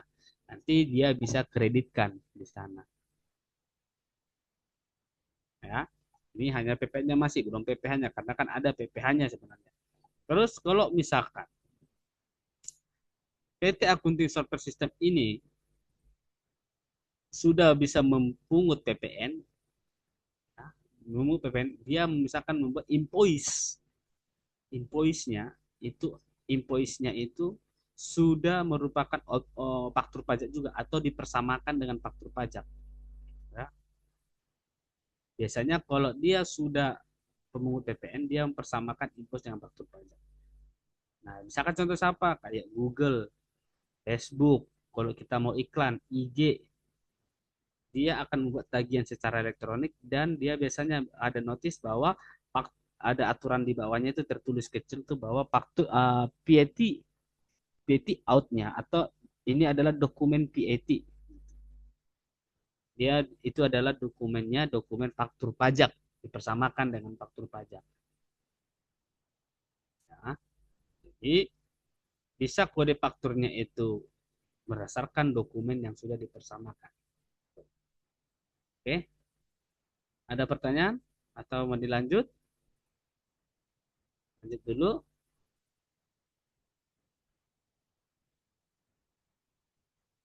Oke ya, kita lanjut ke soal nomor 3. Tanggal 17 Mei, PT LTEX Akuntan Indonesia diundang memberikan materi akuntansi dan perpajakan di Kementerian Tenaga Kerja.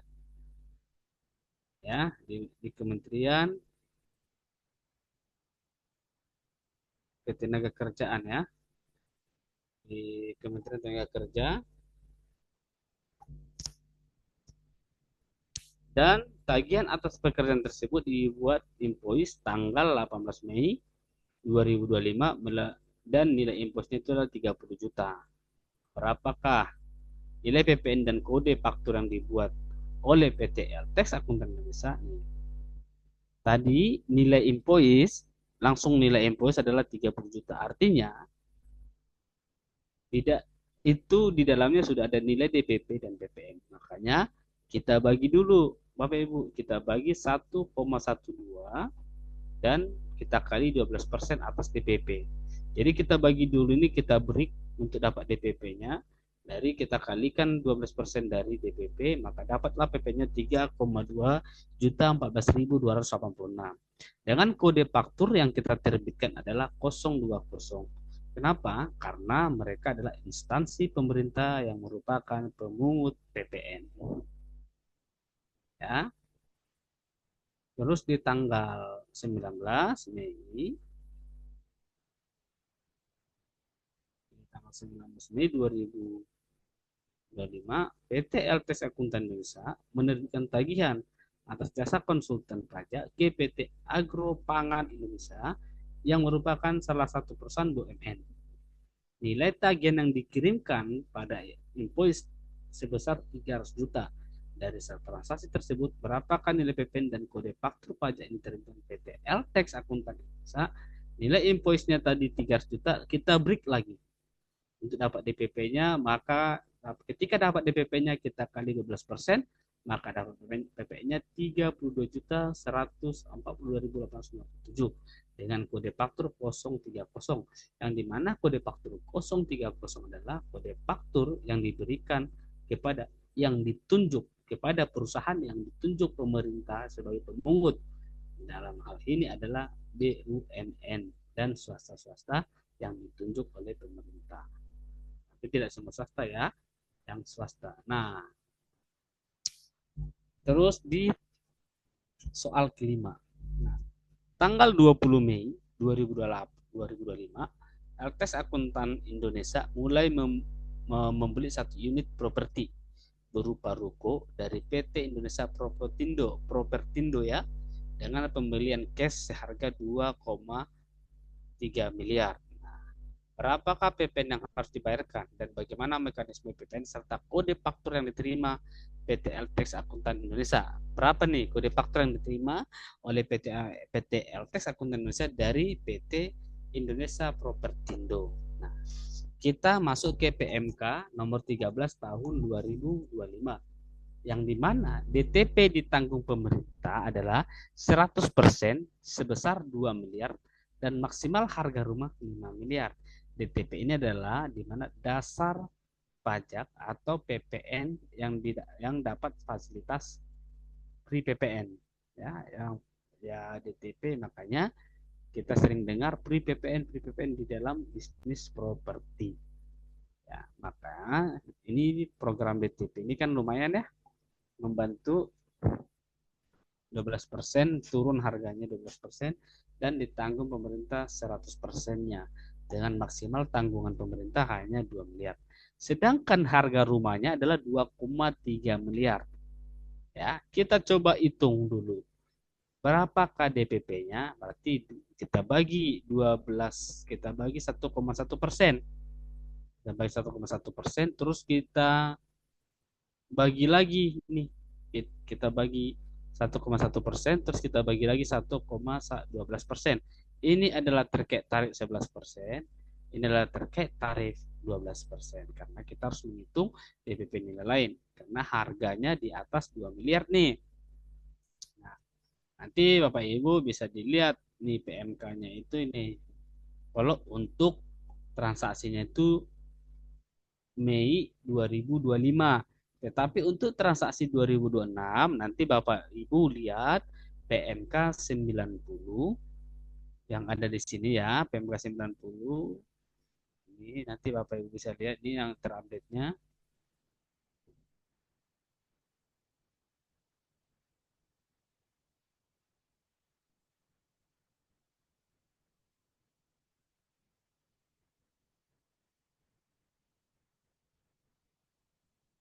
Nih, DTP penyerahan rumah tapak tahun 2006 di PMK 90 ya. Nanti Bapak Ibu bisa lihat di PMK 90 untuk perlakuannya.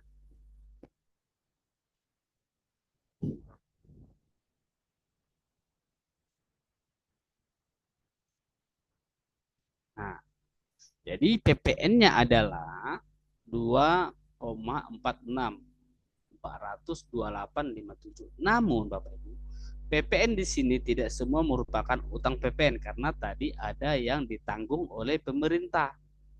Nih, fasilitas yang ditanggung oleh pemerintah. Ada ini Bapak Ibu.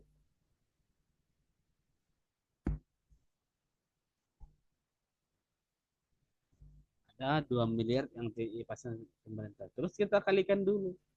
Karena ini di atas 2 miliar, kita kurangkan dulu 2 miliarnya. Kode fakturnya itu adalah 070 karena ditanggung oleh pemerintah. Nilai yang ditanggung pemerintah adalah 2 miliar, baru DPP-nya adalah kita bagi 1,12, terus PP-nya kita kali 12%. Untuk PP-nya kita kali sebesar 12%. Terus sisanya, berarti kan gini, ini kan 2,3 miliar dikurang 2 miliar, sisanya kan 300 juta. Sisanya ini ditanggung pembeli. Terus nilai DPP-nya adalah 270, 270, 270, 270. Terus DPP nilai lainnya adalah 267857143 dan PPN-nya 3214287875 ya 132142875 PPN-nya yang kita tanggung ya.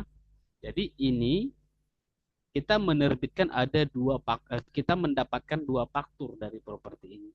Walaupun kita bayarkan cash 2,3 langsung. Kenapa?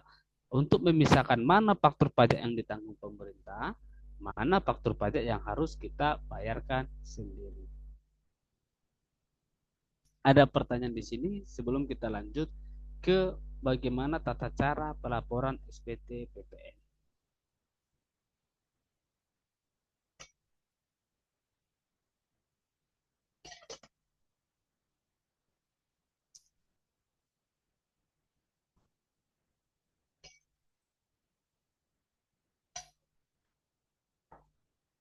Monggo, Ibu, Bapak, jika ada pertanyaan, karena kita akan masuk ke bagaimana cara untuk melakukan pelaporan SPT. Artinya, tadi dari semua transaksi itu kita laporkan dalam bentuk surat pemberitahuan SPT PPN.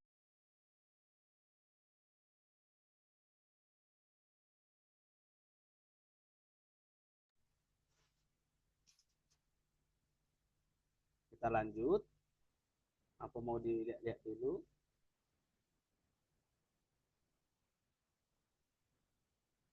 Nah, ini Bapak dan Ibu ini teori PPN-nya sudah dapat ya materinya sebenarnya.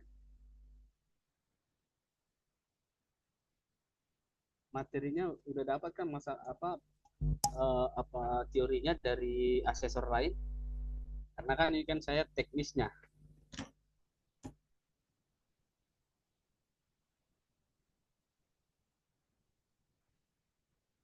Oke, kita lanjut ya, jika tidak pertanyaan. Bagaimana tata cara pelaporan SPT PPN?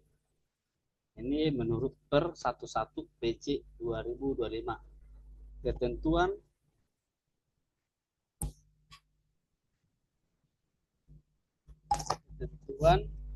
pelaporan pajak penghasilan, pajak pertambahan nilai, pajak penjualan atas barang mewah, dan biaya material dalam rangka sistem inti administrasi perpajakan.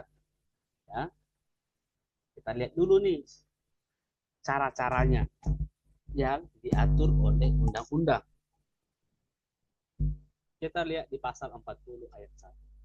Faktur pajak berbentuk dokumen elektronik, yes, karena sekarang sudah menggunakan sistem elektronik digital, yaitu portal wajib pajak, ya. Terus sudah menggunakan Cortex. Pasal 40 ayat 5 dikatakan bentuk e-faktur yaitu berupa dokumen elektronik faktur pajak yang dihasilkan dari modul e-faktur. Oke. Pasal 46 e-faktur tidak diwajibkan untuk dicetak dalam bentuk kertas.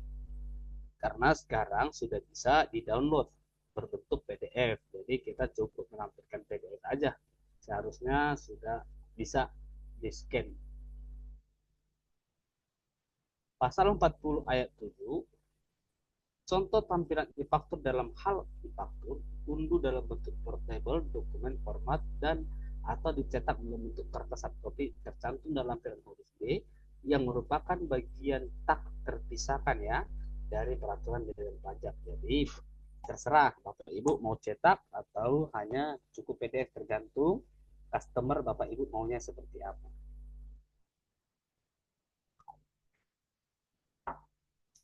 Jadi itu tinggal komunikasi kita kepada customer. Terus pelaporan faktur pajaknya. Pelaporan faktur pajaknya Bapak Ibu diatur di pasal 60 ayat 1. Pengusaha kena pajak yang membuat faktur pajak wajib melaporkan faktur pajak dalam surat pemberitahuan pada masa yang sama. Jadi ketika kita melaporkan faktur pajak, keterikatan faktur pajak bulan Kita anggaplah tadi semua rata-rata bulan Mei, tanggal 20 bulan Mei atau tanggal 10 bulan Mei. Berarti kita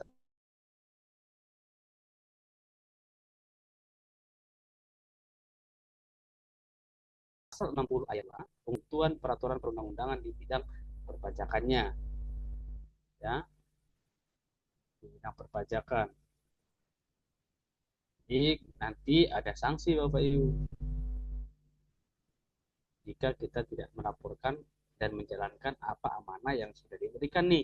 Kita sudah minta dikukuhkan sama orang pajak sebagai PKP, pengusaha kena pajak, malah kita tidak melaporkan. Otomatis di situ sudah mereka sanksi. Tadi pun sebelumnya di atas kita sudah bahas tentang sanksinya, ya. Terus pasal 71 ayat 1, surat pemberitahuan masa pajak yang nilai pengusaha kena pajak digunakan pengusaha kena pajak ya untuk melaporkan pertanggungjawabannya. Karena dari SPT inilah kita melaporkan semua pertanggungjawab aktivitas perpajakan kita, mau itu pajak mas pertambahan nilai maupun itu pajak pertambahan nilai atas barang mewah, ya. Kita bisa mengkreditkan pajak masukan sebagai kredit pajak, ya. Terus sisa dari pengurangan pajak keluaran dikurang pajak masukan disebut pajak terutang, dan kita harus membayarkan pajak terutang, ya. Kita harus membayarkan pajak terutang kita. Di pasal 7 di pasal 72 ayat 1 di pasal 72 ayat 1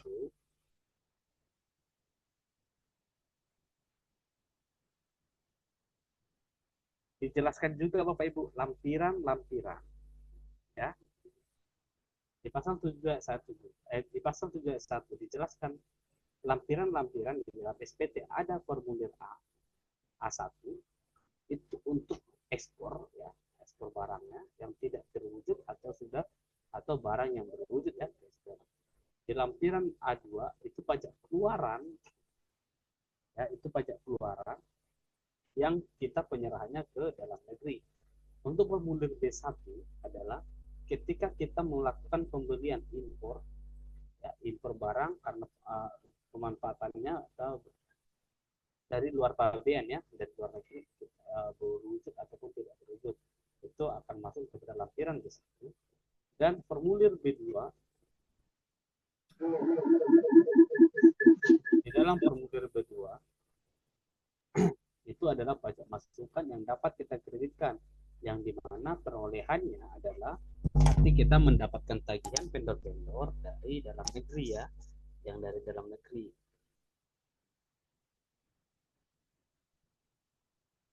Di dalam B3 adalah pajak masukan yang tidak dapat dikreditkan, biasanya adalah yang tidak merupakan objek pajak PPN atau dibebaskan, atau merupakan PPN yang mendapatkan fasilitas, itu masuk di lampiran formulir B3. Di formulir C, daftar pajak penambahan nilai atau pajak penambahan nilai dan pajak penjualan dan barang bayar yang dipungut oleh pihak lain. Itu yang dipungut oleh pihak lain, ya. Kalau ketika barang bayar misalkan kayak bea cukai apa dan pihak lain sebagai pemungut lah.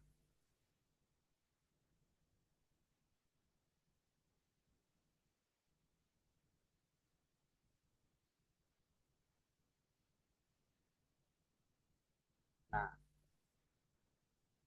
di pasal 72 ayat 2, di dalam SPT pertambahan nilai bagi pengusaha kena pajak, beberapa data yang dimuat, ada jumlah penyerahan, ada jumlah perolehan, ada jumlah dasar pengenaan pajak, jumlah pajak keluar, jumlah pajak masukan yang dapat dikreditkan, jumlah kekurangan atau kelebihan bayar, data lain yang terkait dengan kegiatan pemungutan pajak pertambahan nilai dan atau pajak penjualan atas barang mewah oleh pemungut pajak, ya.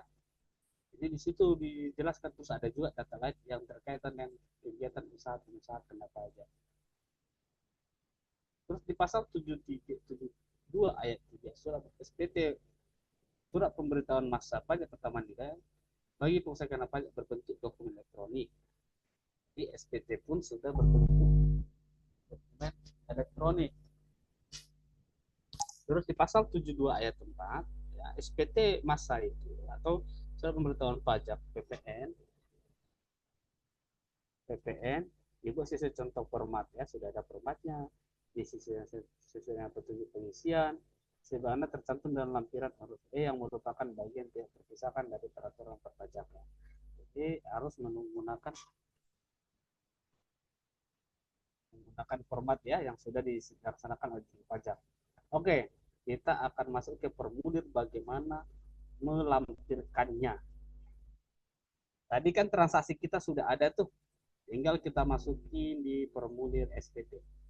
Sebelum kita sudah tahu ada cara-caranya sudah ada di sini, dan kita akan masukkan ke dalam SPT PPN. Kira-kira masih belum ada pertanyaan?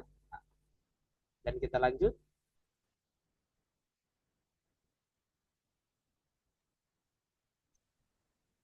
Oke, kita lanjut Bapak Ibu atau lagi dibaca-baca dulu?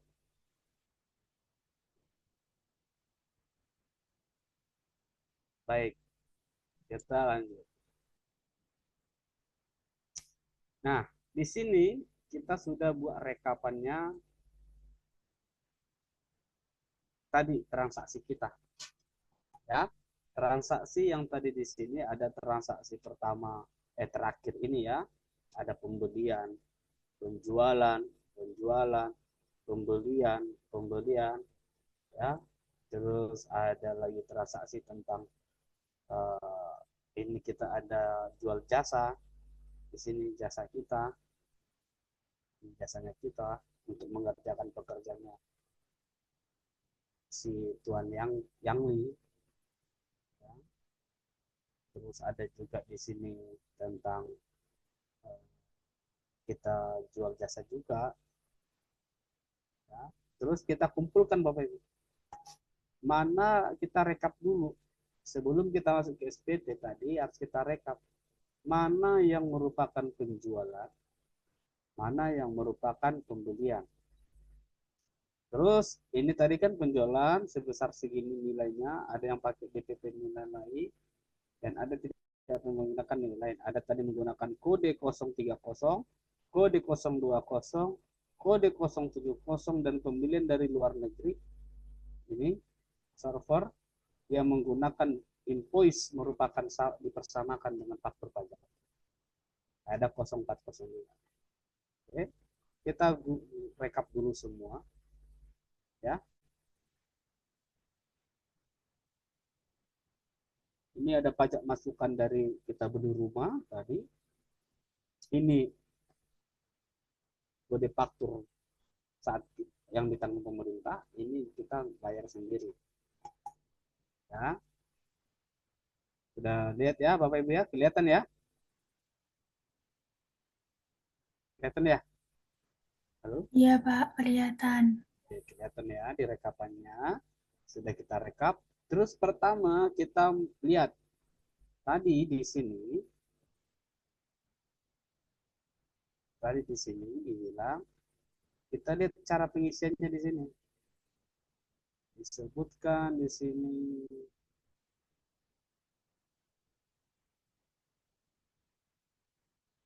formulir B3. Ya, daftar pajak masukan yang tidak dikreditkan atau mendapatkan fasilitas.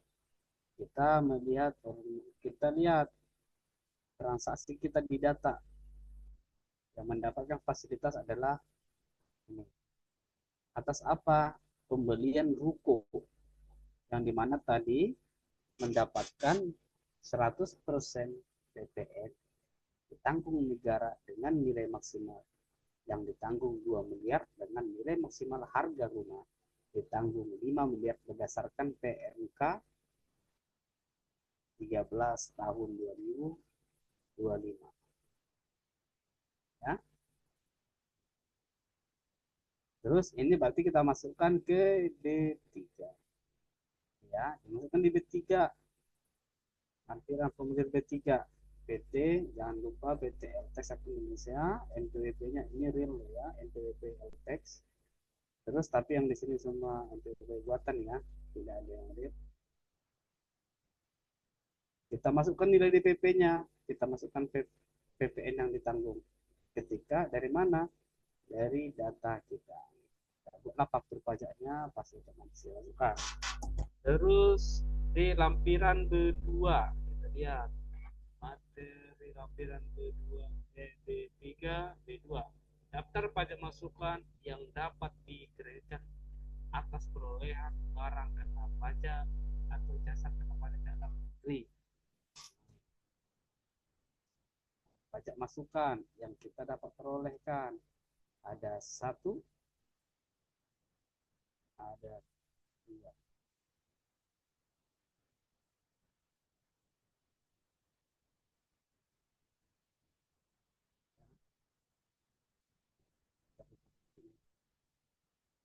Satu,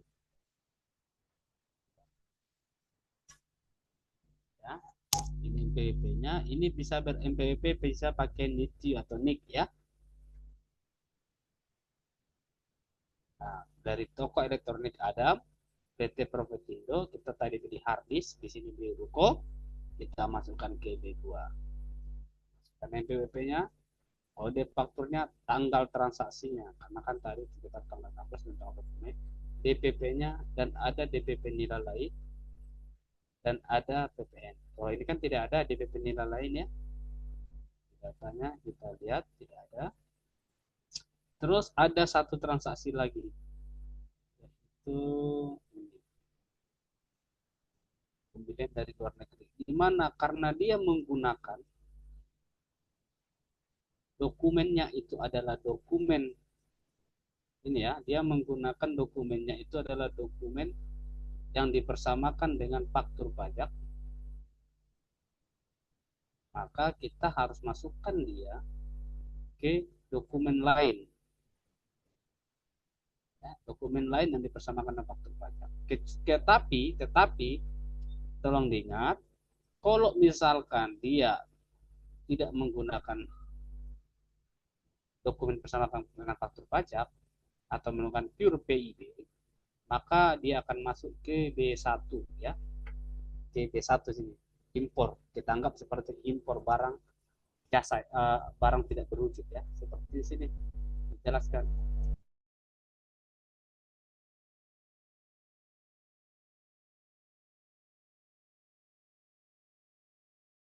Pemanfaatan barang kena pajak tidak berwujud atau jasa kena pajak dari luar daerah bagian. Oke. Ini kita masukkan. Dan ini kan bisa dikreditkan, dokumen ini bisa dikreditkan. Kita masukkan DPP-nya dan PPN-nya. Ya, nanti otomatis dan ini adalah NPWP-nya mereka.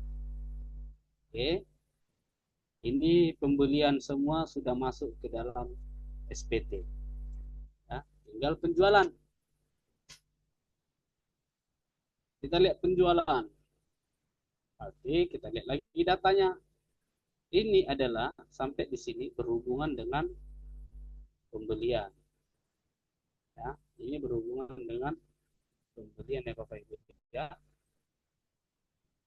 Terus kita lihat di lampiran A2, faktur keluaran.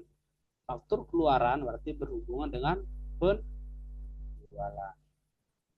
Materinya apa? Di A2, daftar pajak keluar atas penyerahan dalam negeri dengan faktur pajak.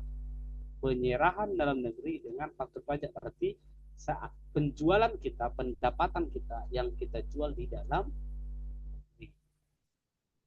Nah, kita perhatikan penjualan kita dalam negeri apa aja. Yang nih, penjualan dalam negeri ya, daftar faktur pajak keluar atas penyerahan dalam negeri. Ya. Oke. Penyerahan dalam negeri. Kita lihat penyerahan dalam negeri kita 1, 2, ada 7. Kita masukkan semua A2 7.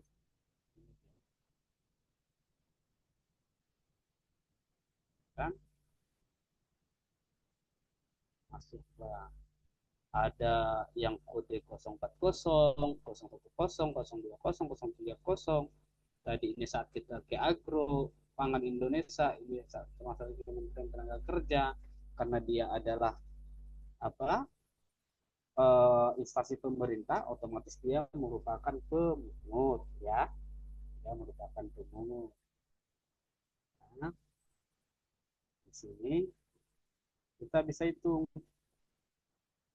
Kita masukkan semua DPP-nya. Tadi ada DPP nilai lain juga kan.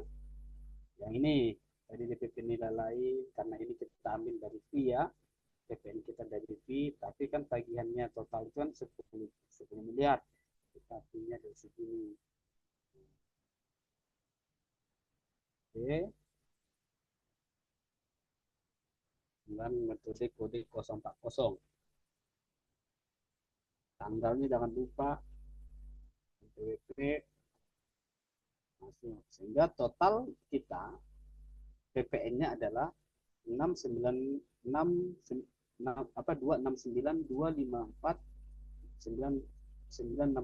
juta. Terus kita lihat lagi data, ini sudah masuk semua ya. Ini sudah masuk semua nih. Ini sudah masuk semua. Kita lihat lagi materinya. Di lampiran A1, daftar ekspor barang kena pajak berurut dan ekspor barang kena pajak tidak berurut atau ekspor jasa kena pajak. Kita lihat ada nggak data kita ekspor transaksi itu? Tidak ada. Berarti di lampiran A1 itu 0. Ya, 0. Oke. Kita lanjut ke lampiran AB. Penyerahan ekspor tidak ada ya, ekspor 0.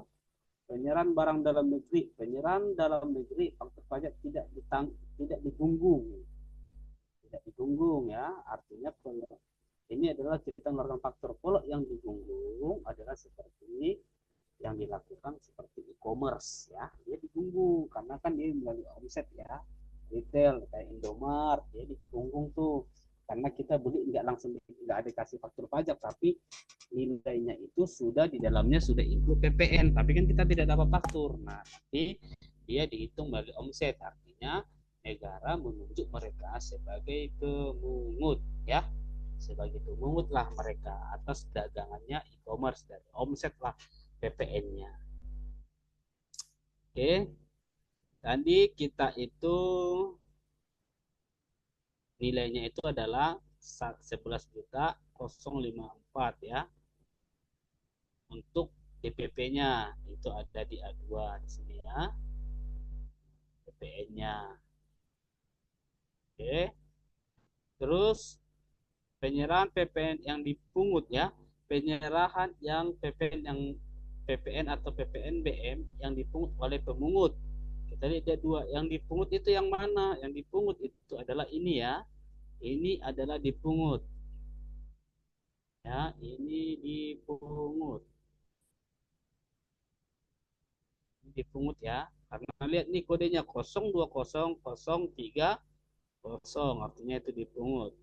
Maka kita tambahkan yang dipungut di mana di sini. Kalau di dalam sistem Cortex atau di dalam faktur kayak ini kita hanya input, dia otomatis mencari ya. Kita hanya input faktur. Nah, yang dipungut itu adalah ini. Ya, yang dipungut itu. Masuk di sini dia yang dipungut. Nah, ini dia yang dipungut. Nah, masuklah dia di sini totalnya, sehingga yang tidak dipungut itu nilainya sisanya 10 ya.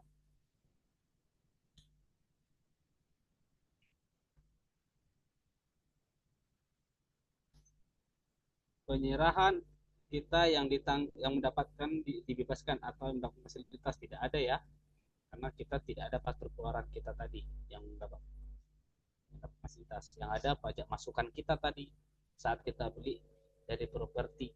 Nah, terus masuk ke rekapannya sini. Di sini adalah impor pemanfaatan tidak berwujud dari luar daerah pabean dan pemanfaatan dari luar daerah pabean, pajak masukan yang dapat dikreditkan. Dari mana ini gitu kan? Nah, ini dari sini ya. Ini dia. Ya, dari sini. Ini A1 sama dokumen lainnya.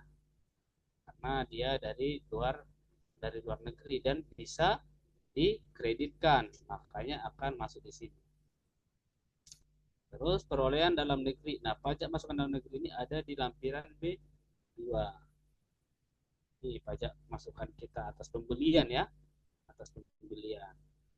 Terus impor yang tidak dapat dikreditkan. Nah, yang ini impor atau perolehan yang tidak dapat dikreditkan. Nah, yang tidak dapat dikreditkan itu tadi ada di B3 ini karena apa? Dapat fasilitas tadi kodenya 070, DPP 1,7 M, PP-nya 214 juta.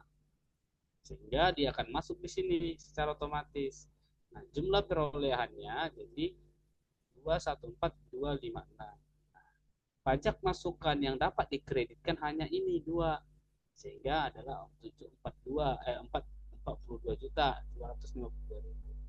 Nah, jumlah pajak masukannya adalah segini karena apa? Kita tidak ada kompensasi. Jika kita memiliki kompensasi, maka kita isi kompensasi di sini untuk menambah pajak masukannya. Oke. Saat di formulir lampiran 111 AB ada yang tanya.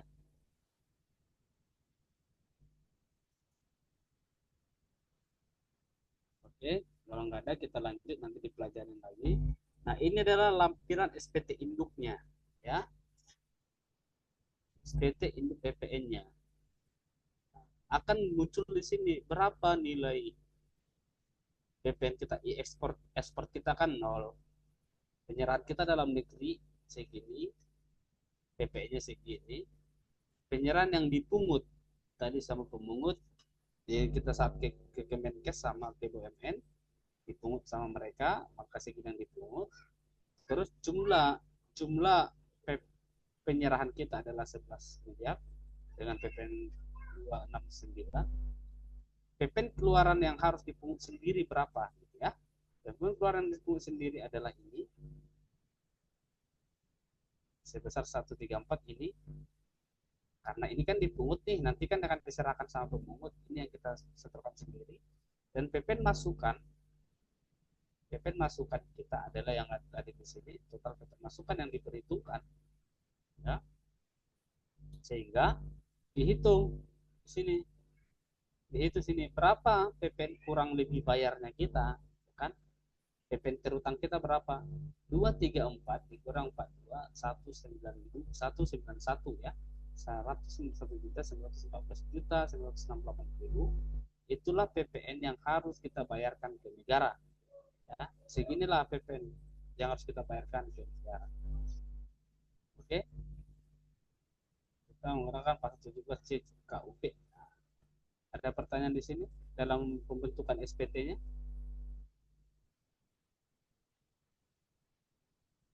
Jadi PPN terutang kita, misalkan kita mau bila-bila, misalkan kita mau masukin, kita bisa lihat, oh mana-mana aja yang merupakan PPN terutang, misalkan ya.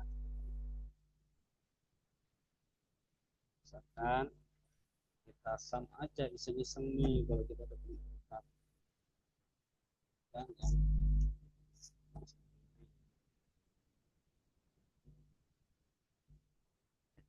bisa dikreditkan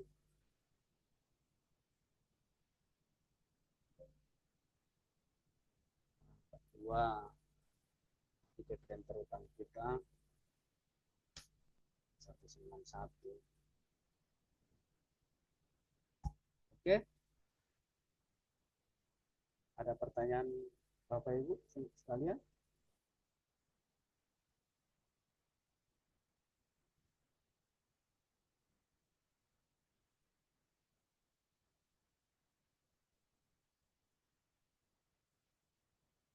Bapak Ibu ada yang mau ditanyakan terkait pembuatan SPT atau sudah cukup?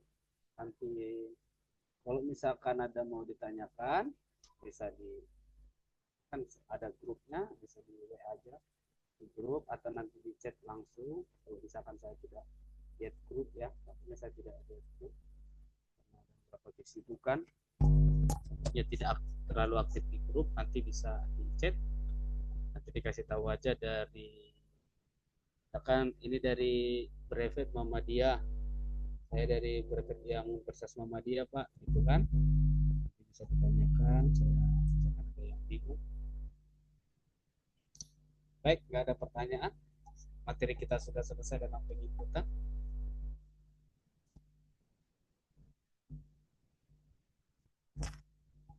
Atau sudah cukup? Kalau sudah cukup, saya kembalikan ke ke ibu ini, ke admin. Monggo.